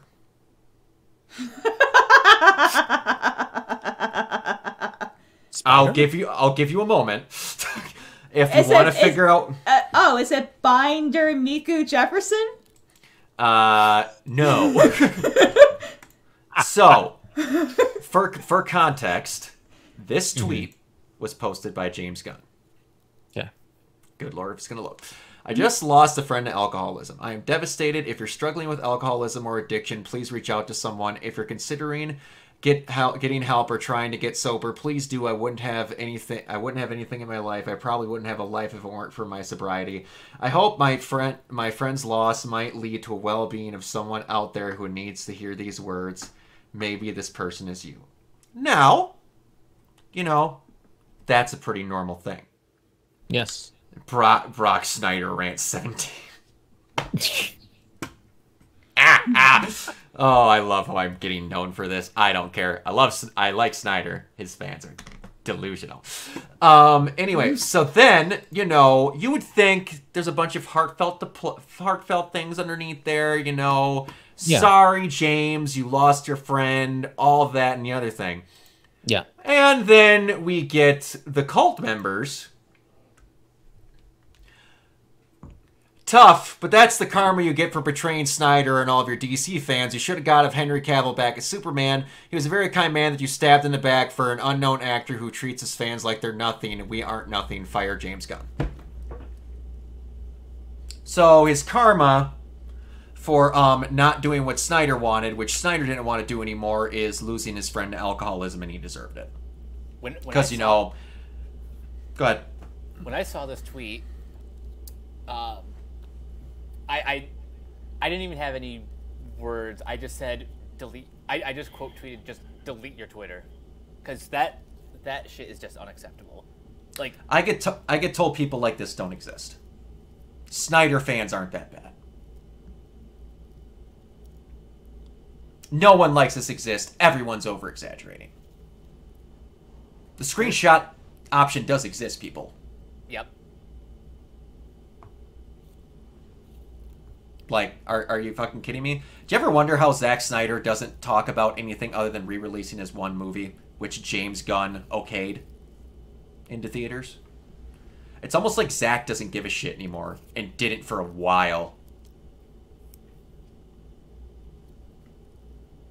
It's moments like this that make me wish that Twitter never existed. Because you people don't deserve to have a platform. You don't. No. Most people don't. No, people just say shit just to say shit. I'm like, what the hell is wrong with you? I am a very, what do I want to call this? What would the term be? I am a big fan of equivalent punishment. Like if a person got caught in a dogfighting ring, that they should get ripped to shreds to death by dogs. Get what I mean? Type thing. Stuff like that. Whatever you send in a message to a celebrity or someone you don't know as a threat because you're a whiny little bitch-ass baby should happen to you. Don't know by who, but it should happen to you. Whatever you threaten or say should happen to this person should happen to you in return. Agreed. That would be under my little Death Note rules. Like the if no death specified, they die of 30 minutes of a heart attack. That would be in my first part of the rules there. I advocate for the good it can do also, Heisers, but I'm going to be really perfectly honest with you, and I want you to be honest with me. What outweighs which? Honestly, that's a valid question. And it is one of my favorite sayings that I like to say now. I am a grandson of a cop. A cop who his entire life didn't do a damn thing wrong and was used to keep a lot of bad things from happening around my hometown and surroundings, and was lauded by everyone in the town as a great guy that looked out for everyone. You do not hear stories about good cops. You hear stories about bad cops. Why? Because good news doesn't make for good news. A cop helps someone across the street, stops them from being hit by a car. It's going to be on the news for 2 minutes. Cop does something bad and guns down a family. It's going to be on the news for 15 years. Yep. Same thing for a firefighter, same thing for a doctor, same thing for anything. For a minority that does something wrong, anything. It's only ever to show bad things that happen.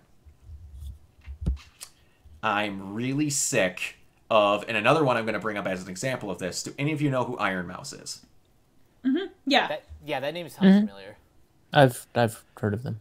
Yeah, amazing person has, I don't know what exactly it is, but they have think an she has, like, autoimmune deficiency. Yeah, it's an basically autoimmune they're deficiency bedridden. disease. Yeah, they can't leave their house. I don't know what the exact form of it is, but she is a VTuber, spunky as shit, fucking hilarious. Her and great at Connor everything she are does. hilarious. Her and Connor, that's what I was going to bring up. Her and Connor are so fucking funny. She recently had a subathon for a charity for autoimmune diseases and got the top spot away from Kai Cenat for most subs on Twitch. Oh, God.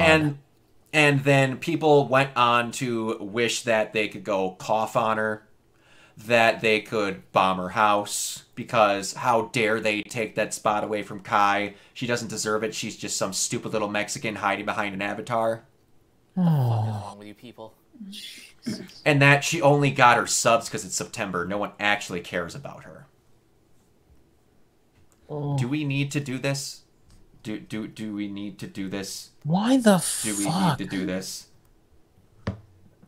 Good. Like, do. And also, she's like just such a wholesome, like cinnamon roll. Yes! She's one of the sweetest people on the planet. Like, it goes back to the Susie and freaking, and you're right, Umbreon, they don't call out their own, because 9 times out of 10, if they called up one of their own, they would be accused of being a part of it, because how do you know? It's the same thing in Hollywood. They wait until someone gets busted and they finally say something.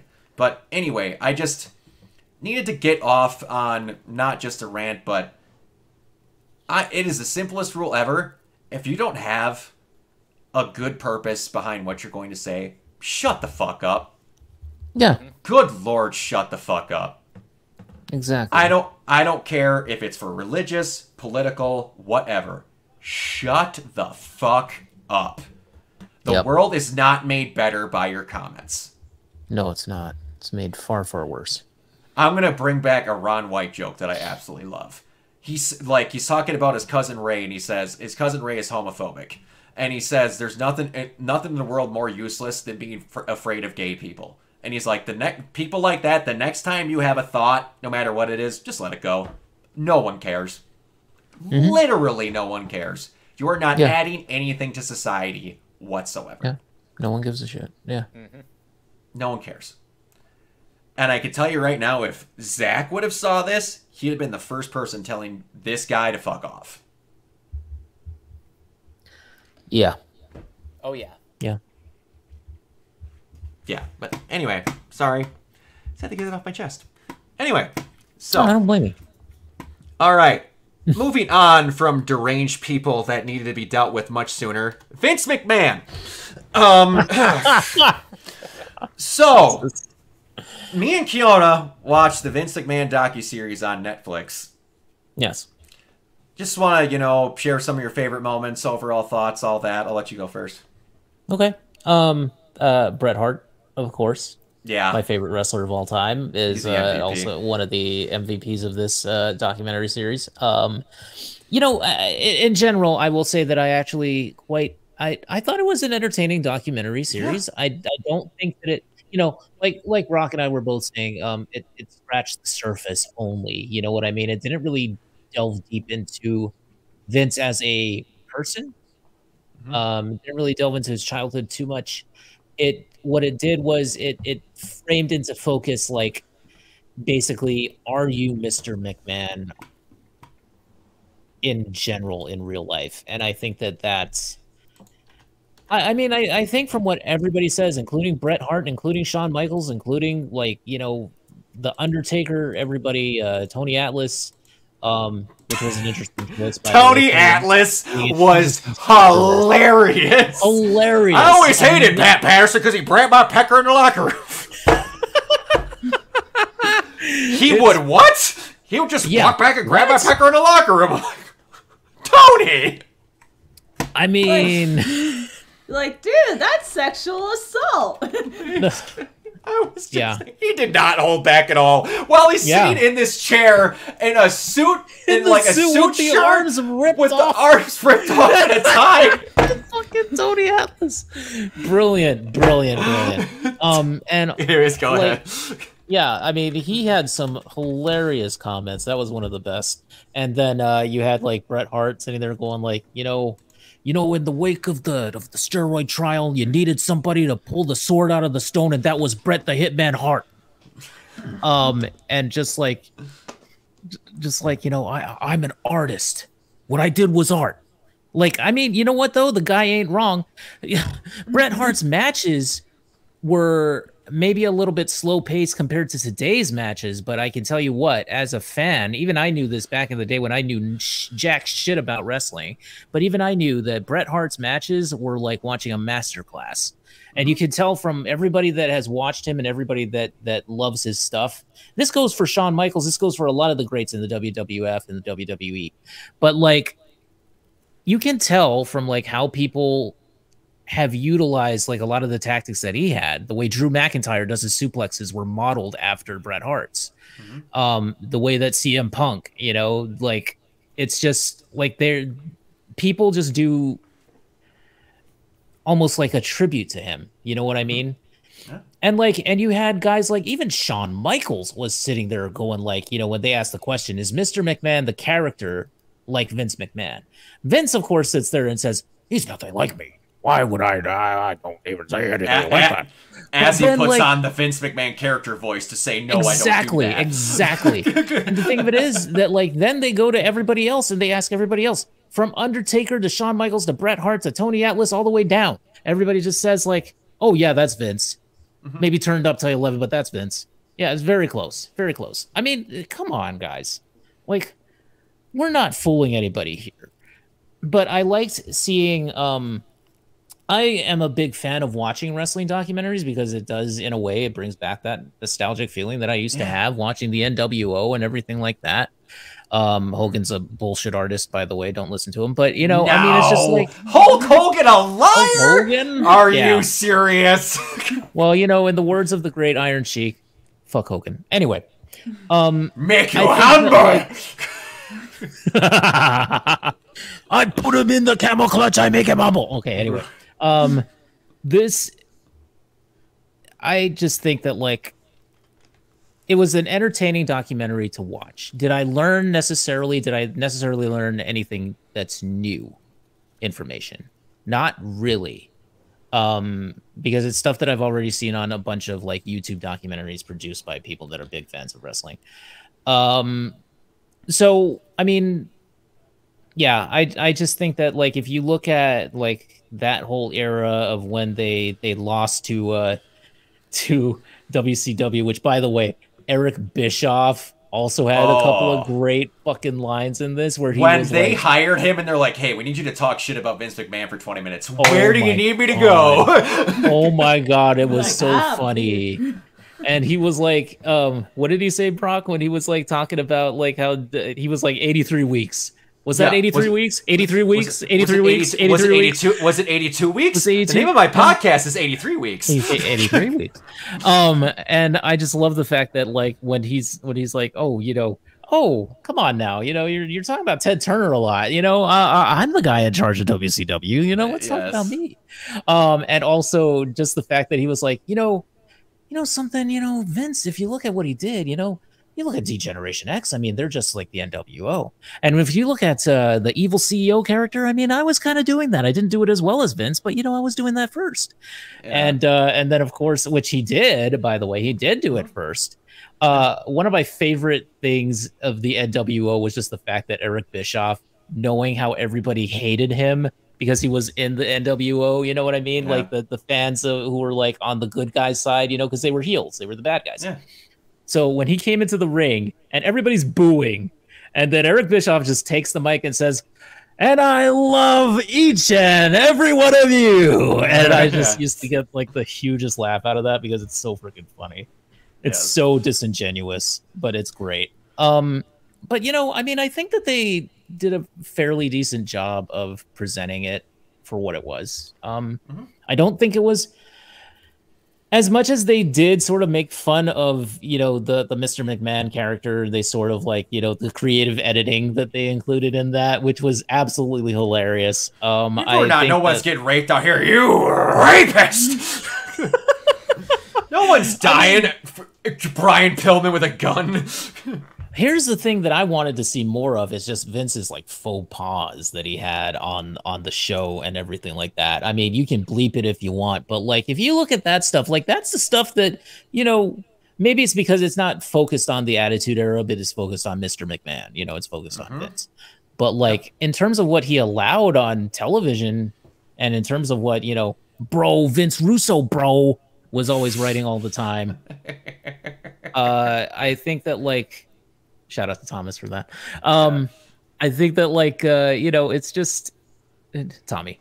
It's just, it was an interesting time, and you know, Vince getting called out on all of his bullshit now is refreshing to me. I will never, you know, not love to see it.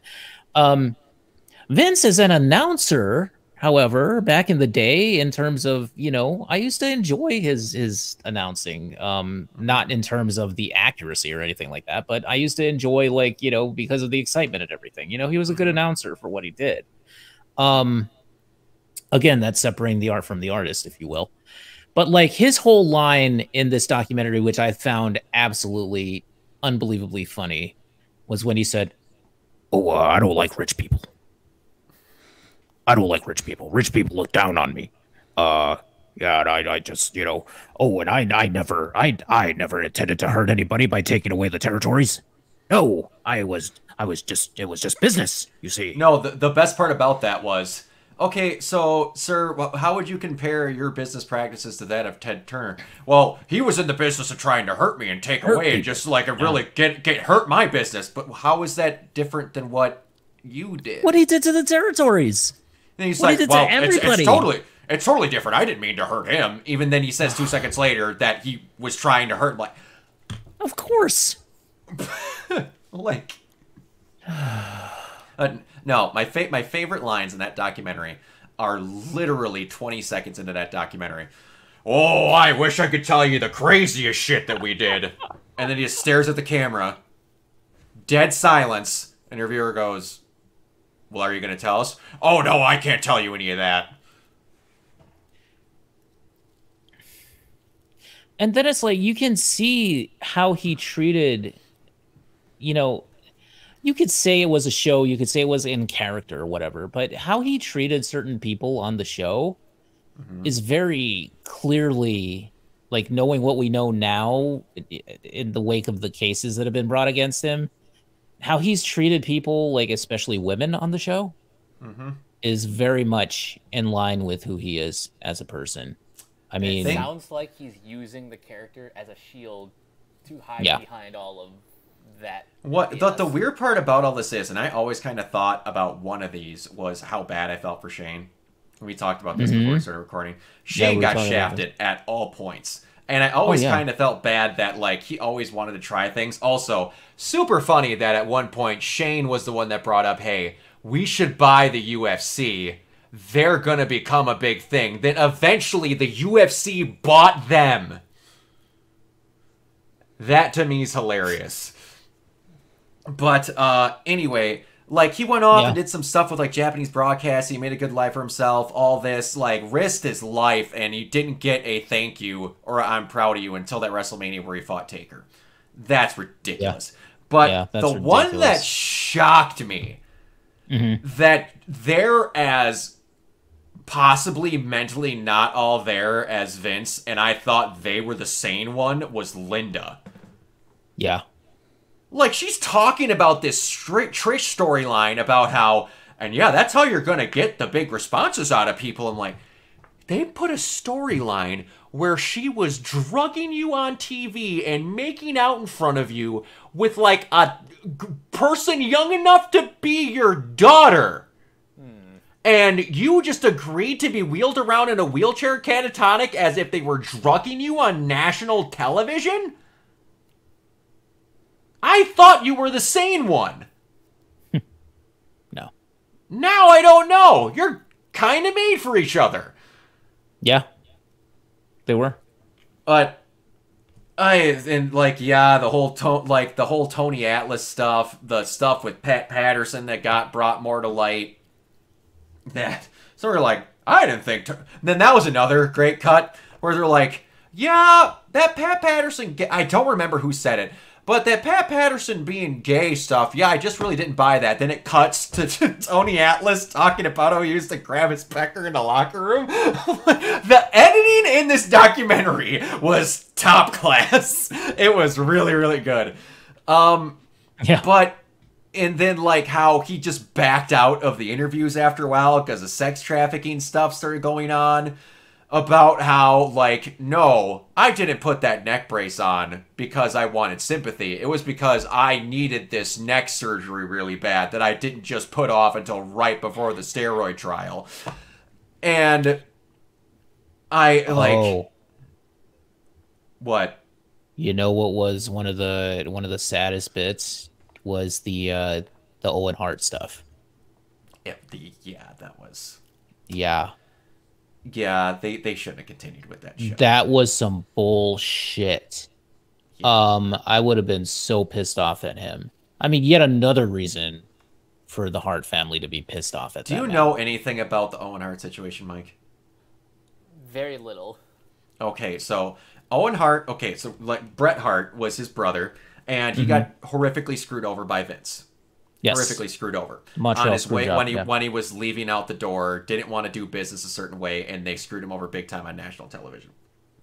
It was the crux of the Mr. McMahon character. And then they asked Owen, they're like, Owen, do you want to stay? And then he's like, well, I like it here, I don't have any problems, so they let Owen stay. And then after a while, they're going to. He was caught in a contract thing too with them, so. Yeah. And they had this thing where we're going to repackage you as this thing called the Blue Blazer. Which was this, like, they basically just mocked the crap out of him the whole time that he was there after Bret. Yeah. They make this character up where they're going to, like, try and repackage him and whatever. And they had this thing where they kind of, like, you might have seen it with Sting, where they lower him down by a harness on, like, a bungee cable type of thing. But from basically the top of the arena, And they found out that WWF at the time was not at fault, that it actually was a shit harness from the company, that they got out of the lawsuit because it actually was a manufacturing error. It's still either way, but the harness malfunctioned and he fell and hit the ring and died in the middle of a show. He fucking died. They continued the show. Yeah. His blood was on the mat. Yeah. And they found out during the show, as it was going on still, that he was dead. Jesus. The guys who were wrestling during the show. The guys who were wrestling that night said that they could feel the depression in the ring, from the impact where he impacted the ring. They could feel how it was actually it was lower than the rest of the mat because of the impact of his body hitting that. And you could see his blood there.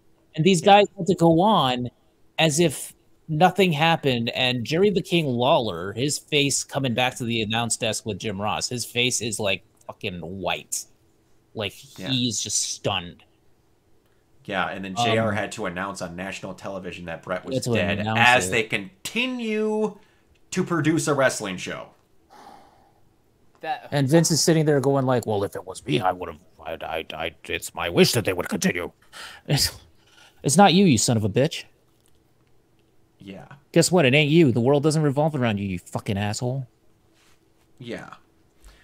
And here's the weird thing about this documentary.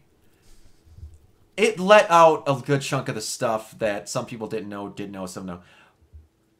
The comments from Vince about wanting to buy this documentary because it was badly portrays his character.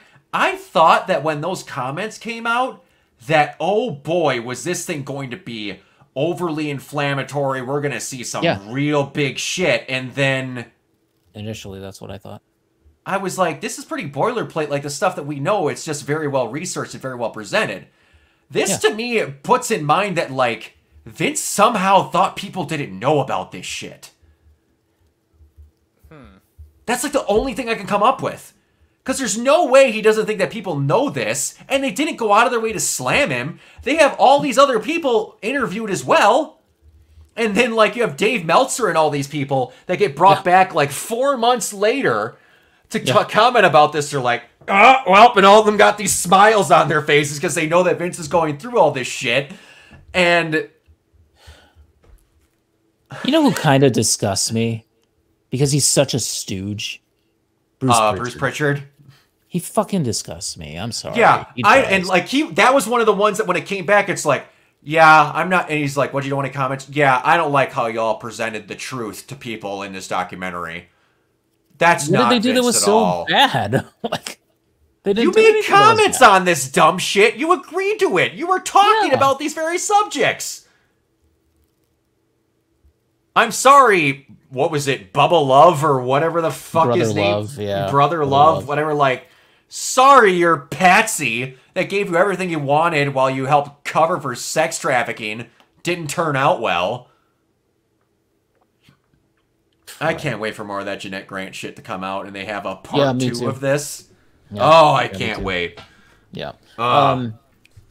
Also the steroid trial and everything like that, and what who was it? Was it New York Times or was it New York Post? Either. The reporter, New York, the reporter guy that was really going after him. I actually kind of thought that guy did his job really well. Job. Yeah, and at points where I might have gone overboard. I'm you're grabbing people by the shirt collar in the middle of interviews when they're asking you simple questions, Vince. Yeah. Yeah. Well, it's terrible. I get defensive. When you're wrong, yeah, I'd say so. Yeah. And then it's well, he never made us put any steroids, and he's he also never stopped you. Dude, also the thing about the XFL that they brought up was interesting because that reminded me. One of the things that always stuck with me because I did watch the very first XFL game and I remember not being impressed by it. However, one of the only ones, especially at that time. But the thing of it was that they had this one guy because they allowed the players to basically write whatever they wanted on the back of the jersey. Yeah, and he wrote "He hate me," and that stuck with me all these years. The guy that wrote "He hate me" on what makes me jersey. What makes me so mad at our youth center, they had a mini football that was from the XFL. I don't know what happened to that, but I wanted to keep that thing so bad. I wish you had kept it. And I'm like, I'm not going to steal it from our youth center. But then eventually when everything started kind of getting shut down and like they were changing buildings, it got lost in the shuffle somewhere. I'm like, no, that is an ancient piece of memorabilia. And like, there was also, I don't remember if this is true or not, but I swear they had like an advertisement blimp for the for that they put over an NFL game, but it eventually crashed. Eventually crashed. Wow, but if that's like, not a metaphor. They had bad rules. Like in the XFL, I believe it was. There's no such thing as a fair catch, like when you're receiving. So like you just get blasted, and like people weren't able to catch snaps because they like had no freaking. Oh, it was bad. Oh, it was bad. No, absolutely nothing about wrestling, but was The Rock? Yeah, The Rock was in a documentary, being The Rock. Mm-hmm. Yeah. Well, of course he will be in the documentary. Like he talked about, but it was actually relevant, though. I mean, yeah, what he talked about, like he actually brought. That was one of those weird things where they just had people come in and talk about stuff that happened during wrestling. I'm like, it was very much a weird kind of moments of wrestling, but also Vince is there in certain points. Like I didn't mind learning some more behind the stage stuff about The Rock in that situation, but this is shit I knew. I watched this documentary to learn the dumb shit about Vince. And then there was certain areas where it was just weirdly, we knew this kind of thing. Like just kind of generic behind the scenes stuff. Yeah, it had nothing to do with Vince. It's not really made for the, it was made for like an audience that maybe didn't know too much about wrestling and stuff like that. I mean, and like The Rock was the first WWF champion of color. Like Ron Simmons he was the technically first world champion. That was because it was WCW. Where did Ron Simmons win his world title? What about Yokozuna though? Well, I know, but like apparently he's the first one of color. Whatever, that's what The Rock said. I don't know. That didn't make a whole lot of sense to me. I don't know about that. But even then, they called him Yokozuna, this big horrible force from Japan. He's Samoan. He's Samoan. Well, I mean, Mr. Fuji, like I said. Yeah. I said this all the time. My grandfather knew Mr. Fuji. He worked with him in Hawaii and stuff at his hotel, for God's sake. Oh, I mean, he was a security guard. Mr. Fuji is a local Hawaiian dude. I mean, it was from there. And like they had in the middle of the times around 9/11, they had a guy named Muhammad Hassan who was like getting people out with garrote wires and other things like that. The guy's Italian. Yes. But because he was tan, they made him Muhammad Hassan and ruined his wrestling career. Because Vince McMahon grew up on, the evil dentist and blah. Hey. Isaac Yankum DDS. I was about to ask him if they could guess what his name was. Oh, I'm sorry. No, it's all good. Sorry. Kind of weird how we're in the era of finding out media worlds we grew up loving actually had tons of pure... Yeah. And it's weird how, like, you learn the backstage shit and then you actually remember how you watched it and how you should have caught it right away. I'm sure that we've mentioned this before, Brock, but do you remember IRS? Yeah, Erwin R. Shyster. And he used to come out every single day, every single match that he would come out in, he would cut a promo on the audience and just be like, you know why this world is in trouble? It's because of you people not paying your taxes. It's fucking great. Or like just random moments like when the Big Boss Man pulled the casket of Big Show's father behind him as the Big Show surfed on it, trying to stop the car from pulling his dad's casket away. Or like when the Big Boss Man fed Al Snow his dog. Oh my god. Or when they had Val Venus get castrated by Kai and Tai. Or how they had the Fabulous Moolah get in a relationship with Mark Henry and then give birth to a hand. Yeah. I'm not joking about literally any of this. No, I'm not. Actual things that happened. Thank you, Vince Russo. Yeah, but that's Bro, what are you talking about, bro? What I did was pure art, bro. I'm the best writer in wrestling the history bro. of wrestling, bro. I wrote for the magazines, bro.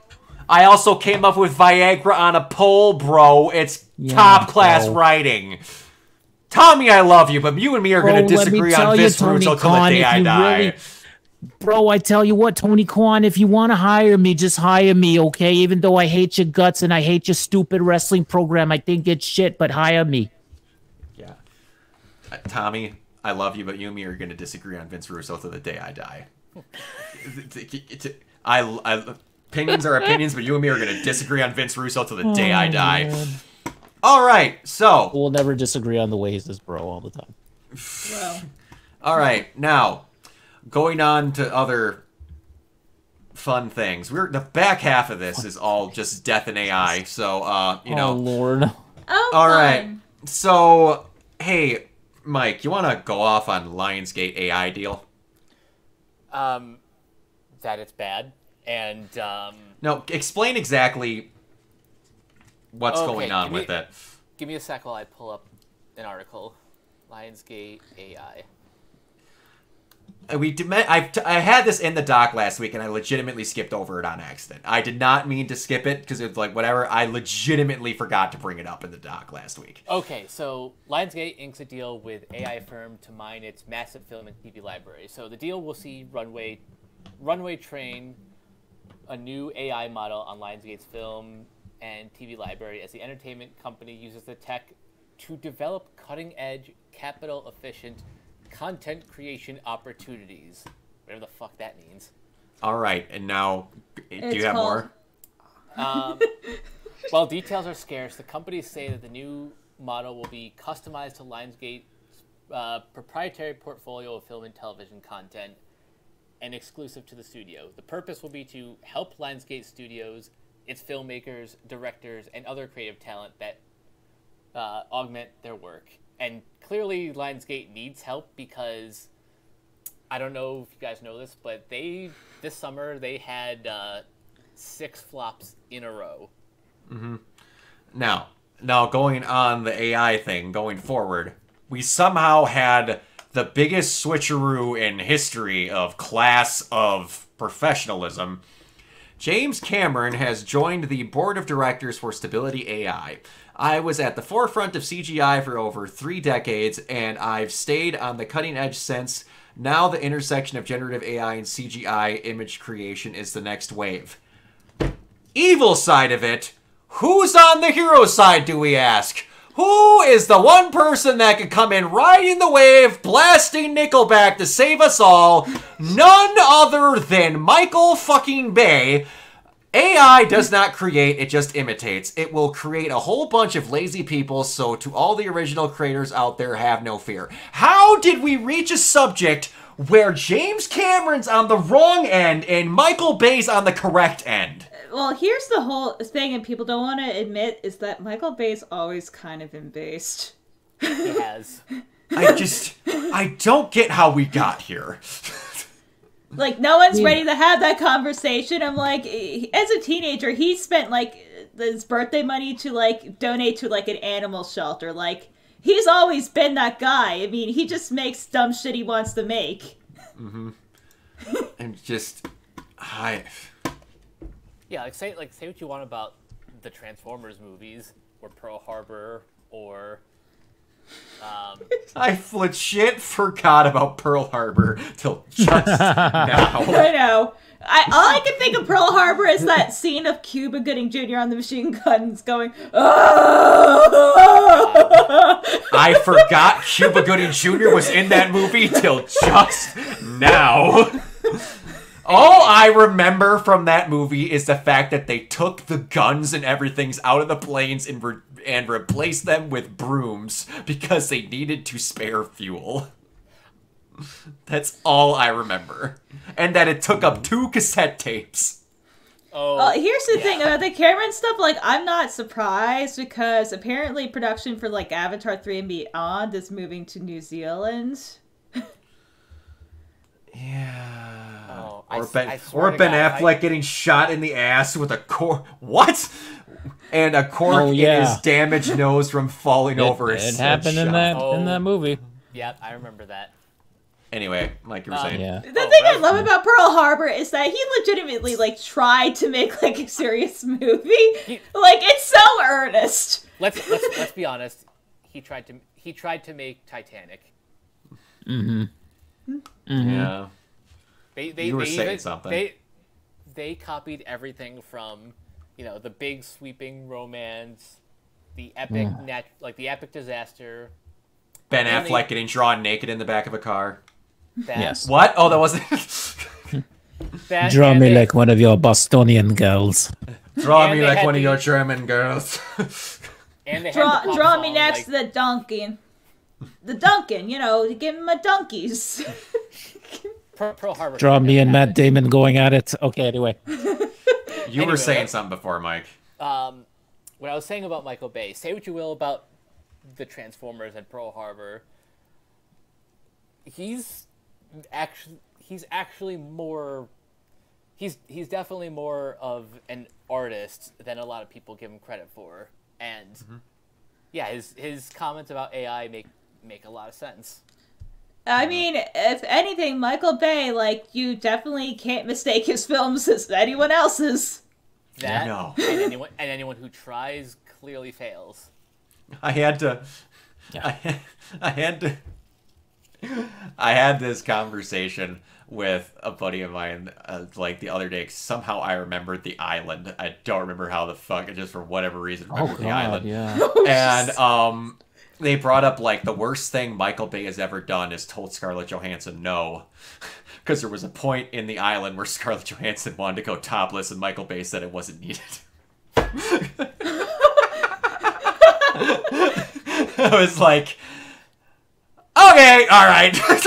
Okay. Yeah, All right, I'm surprised an at the opinion. restraint that he showed, quite frankly. yeah. right. Yeah.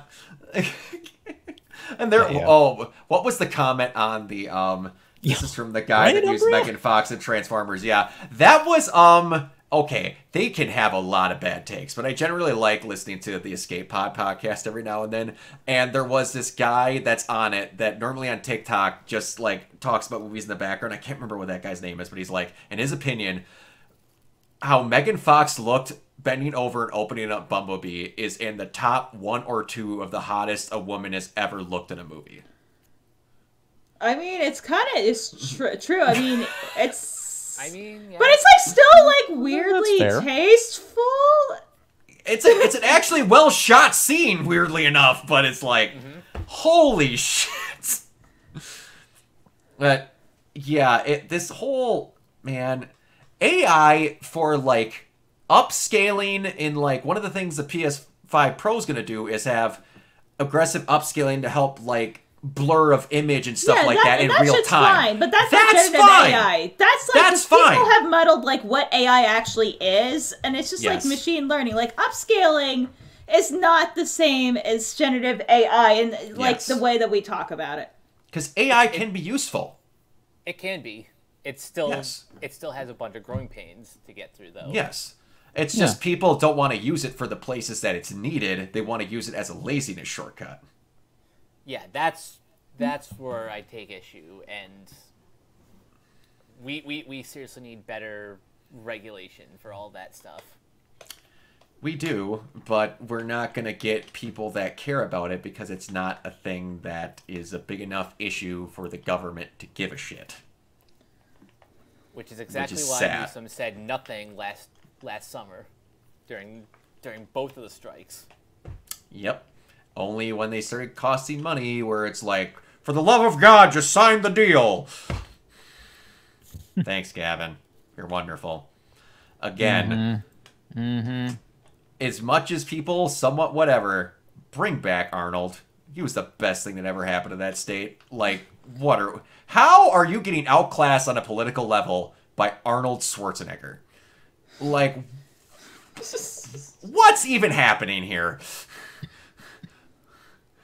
Curious of what's going to happen with the port strikes. Oh, port strikes. strikes. Yeah. Oh, that I can't wait for that. Which is like it's not even it's got to be like today or tomorrow, isn't it? It's like really freaking soon, right? Yeah. Yeah, hey, they're going to treat it like crap. You're going to hurt the biggest part of our country. And well, not one of the biggest. And like someone even brought up that's even for this, like, we're not even the most efficient ports out there, but we're still important. Yeah, that's not going to be a good thing. Shit's going to go down. Yeah, Umbreon, you're not wrong. Shit is going to go down. Okay, so... Indeed, Heisers, indeed. All right, I mean, most politicians today are being outclassed. Yeah, you're really just sadly not wrong. Okay, so I've said on multiple occasions that I would have loved to have had a podcast where we didn't have to talk about the death of a Hollywood celebrity. 17 basically happened since the last podcast we had. Yeah. I'm not going to be mentioning all of them because a lot happened, and I'm just trying to bring up the ones that I think that we would have the best examples of. So not me omitting anything means that I'm forgetting them, because literally every time I opened Twitter for the past week, another like 2 people had died. So when I say that I don't have everyone, that's because I literally just don't have everyone. Yeah, because we'd be sitting here for an hour. Yeah, the last 72 hours especially have been brutal. Yeah. Okay, so Chris Christopherson at 88, Maggie Smith at 89, Ken Page, famously best known as the voice of Oogie Boogie, at 70, and John, I don't know if I'm saying this right, Amos at 84.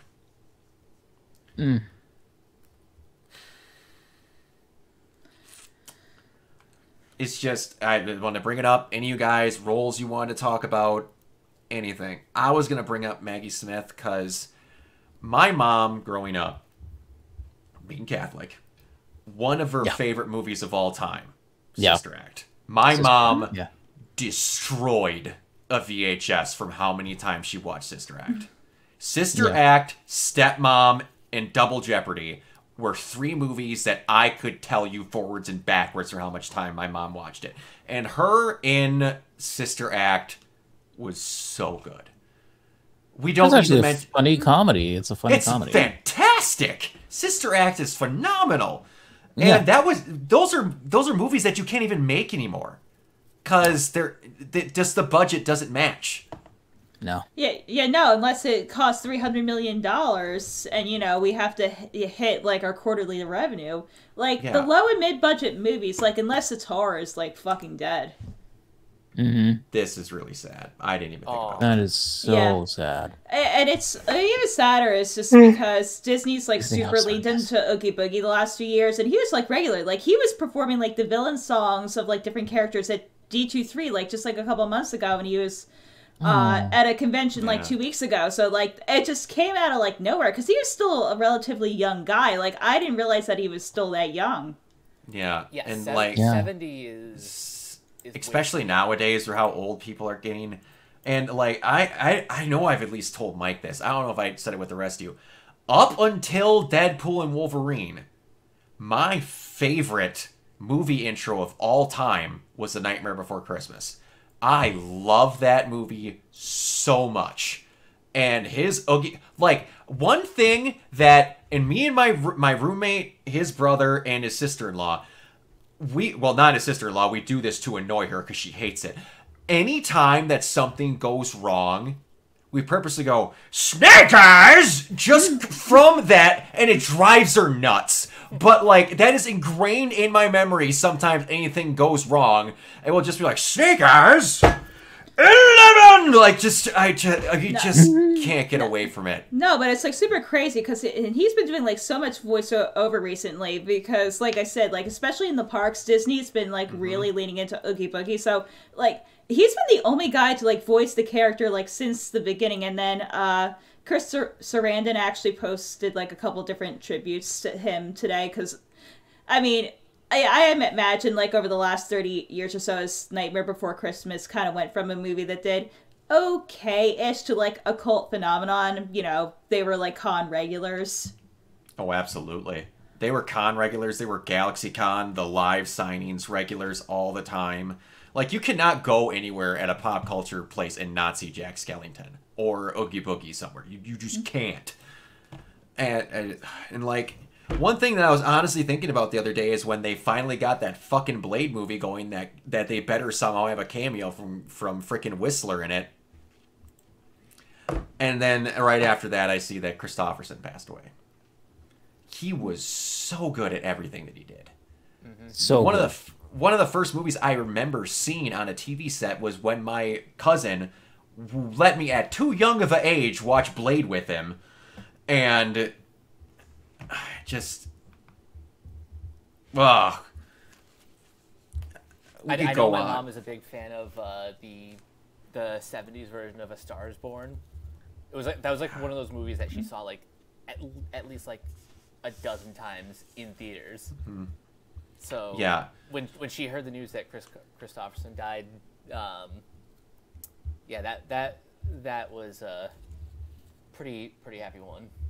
And as much as J.K. Rowling has gone out of her way to shoot herself in the foot, reload the clip, and shoot herself in the foot again and again, yeah, Maggie Smith made some phenomenal movies for kids growing up.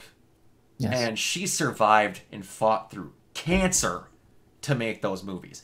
Some people like to forget that she literally fought through cancer to make those last few movies. But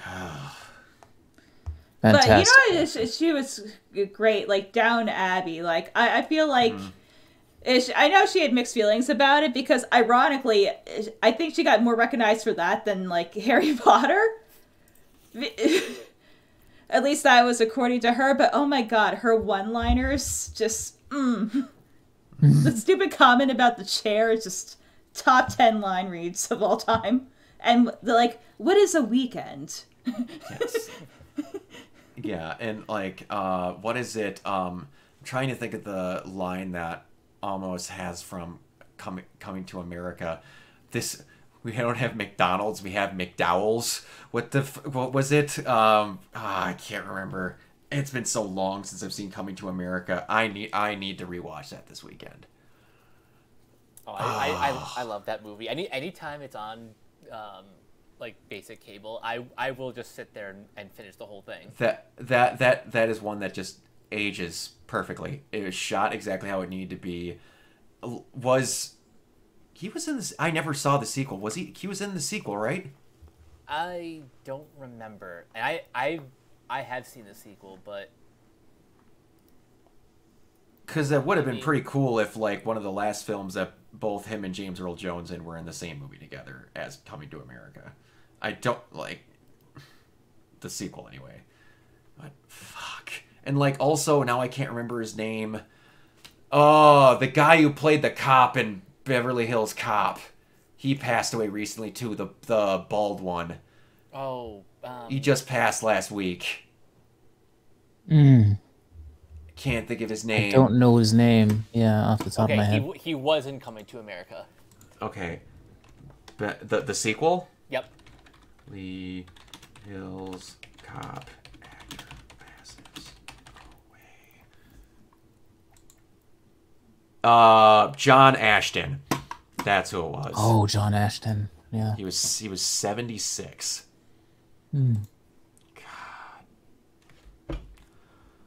God. His was cancer too. God damn it. Cancer sucks. Yeah, I fucking hate cancer. Like, just recently, not trying to bring the mood down even more, like, just one of my best friends just got diagnosed with fucking stage 3 esophagus cancer. I fucking hate cancer.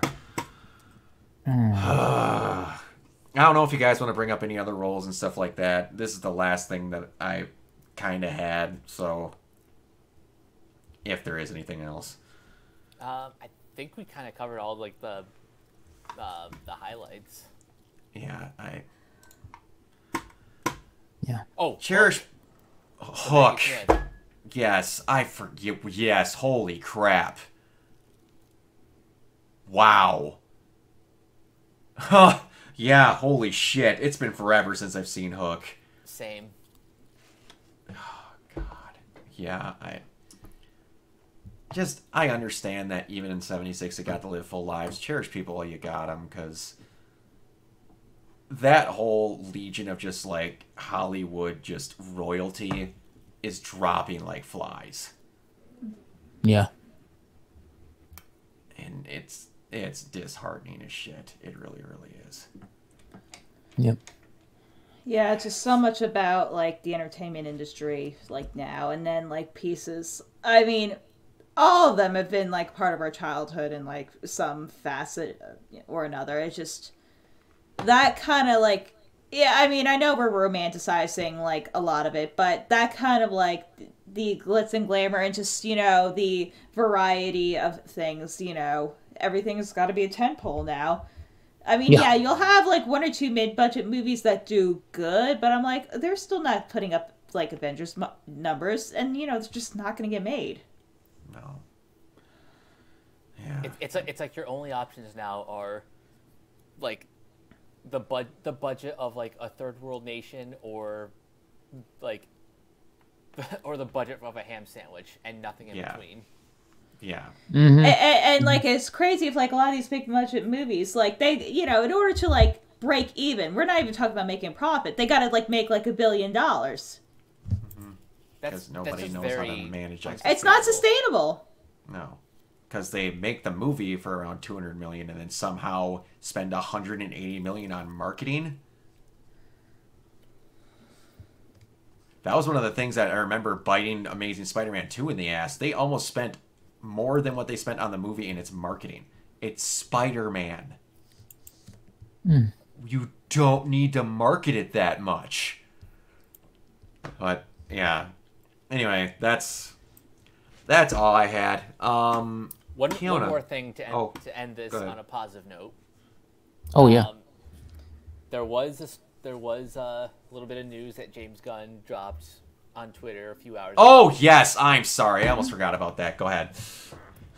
So, we're getting a new animated movie with Dick Grayson and Jason Todd called Dynamic Duo. Yes. And, hold on. I'm going to pull up the actual announcement. They're going to go and try out tire irons. Okay. Over the Moon excited to announce the newest DC Studios / Warner Brothers Pictures animation greenlit film for theaters, Dynamic Duo, the story of Robin, or should I say Robins, as in Dick Grayson and Jason Todd. Sorry, Tim. The first feature film from the visionary Swaybox, a mix of animation, puppetry, and CGI, a script from the wonderfully talented Matt Aldrich, produced with our partners at Matt Reeves' Six in Idaho. This is something special. And yeah, that sounds like it's going to be something insanely awesome. Yeah, just how that movie's going to look based on how it's described is going to be something. Which I'm happy you're still getting these weird kind of side project things, because when James made the comment that games, animated movies, and everything would be connected, part of my soul wanted to rip in half. Because don't do that. But, like, yeah, and they openly said this has nothing to do with anything that they're doing whatsoever. It's just a little whatever side thing, which, good. Also, don't be afraid to do that. Also, buried in that announcement was the fact that Matt Reeves was involved. So that puts to bed any sort of speculation that there's tension between Reeves and James Gunn, because that just sounds ridiculous. Yes, just because it does. Another Batman film. Yeah. Like, I'll never get this. Oh, he's doing a different thing. That means they hate each other. It's literal middle schoolers. Yeah. Yep. Unfortunately, that's the mindset of a lot of people that call themselves fans these days. To quote the historian, Mr. Fred Durst, it's all about the he said, she said bullshit. The historian. Damn it. So that is like one of my favorite jokes of all time, is to make a fake thing. Like, what I finally saw it in a movie. Like, you'd always say, to quote Abraham Lincoln, get screwed. Like, my favorite one that came up recently, which was in Beetlejuice, he's like, to quote Dostoevsky, later, fucker. That's a good one. Oh, it's fantastic. It was mainly the Gotham show, IRC. But, yeah, well, there was just a lot of crap all around about stupid things being said. But, yeah, no, that sounds great. I kind of, if this does well, just want a Bat Family movie. And I mean stupid amounts of Bat Family. Like, Yes. get Duke Thomas, Harper Row, everybody in there. Stephanie Brown, Cassandra Cain. And please don't ignore Tim Drake. Babs. No. Timmy. Timmy's got to be in there. Just I think that he means sorry, Tim, because they're cutting it off at Jason. Yeah, but that was my aside. But yeah, just yes, it's animated. Don't blow a budget on a bunch of freaking top name voice actors. Basically, do what you do. Bad Family Reunion where the kids celebrate Bruce. Oh, I would die. I would die. If you know what we need to do now? It needs to be a Christmas movie where they literally never leave the manor, and a good chunk of it is their stupid hijinks trying to find the perfect gift for Bruce. Well, I think they did do just a Christmas movie. I don't think it was that though. They did a cartoon Christmas movie on Prime called Merry Little Batman. Well, I know, but it's not quite. Oh yeah. The hijinks of every single Bat Family member trying to find in their mind what is a perfect gift for Bruce, ranging from everyone from Jason Todd to Stephanie Brown's mindsets on how that would work. That's just like the perfect 80s, 90s sitcom plot. Exactly. It'd be fucking awesome. Like, I'm just picturing these people trying to choose between what they want to get, and it was like Damien buying throwing stars and freaking Tim Drake buying him like a laptop. Just like the stupidest range of shit that they would get. And then Cassandra not saying a word. Somehow she hasn't learned how to talk yet, but you see like thought bubbles or something. It could be so good. Stephanie buying him a book about how to win friends and influence people. Oh, it could be great. It could be something special. And like what I was gonna say is, do it like the asinine amount of characters they had in Mutant Mayhem. You can make it work. Mm-hmm. Or each Spider-Verse movies. Or Spider-Verse, yeah. You can make it work. Like, get a mixture of lower name voice actors and big name voice actors. You don't need to have high marquees all the time. Can I please have this movie now? I agree, Umbreon, exactly. It's like the Ben 10,000 episode. Kinda.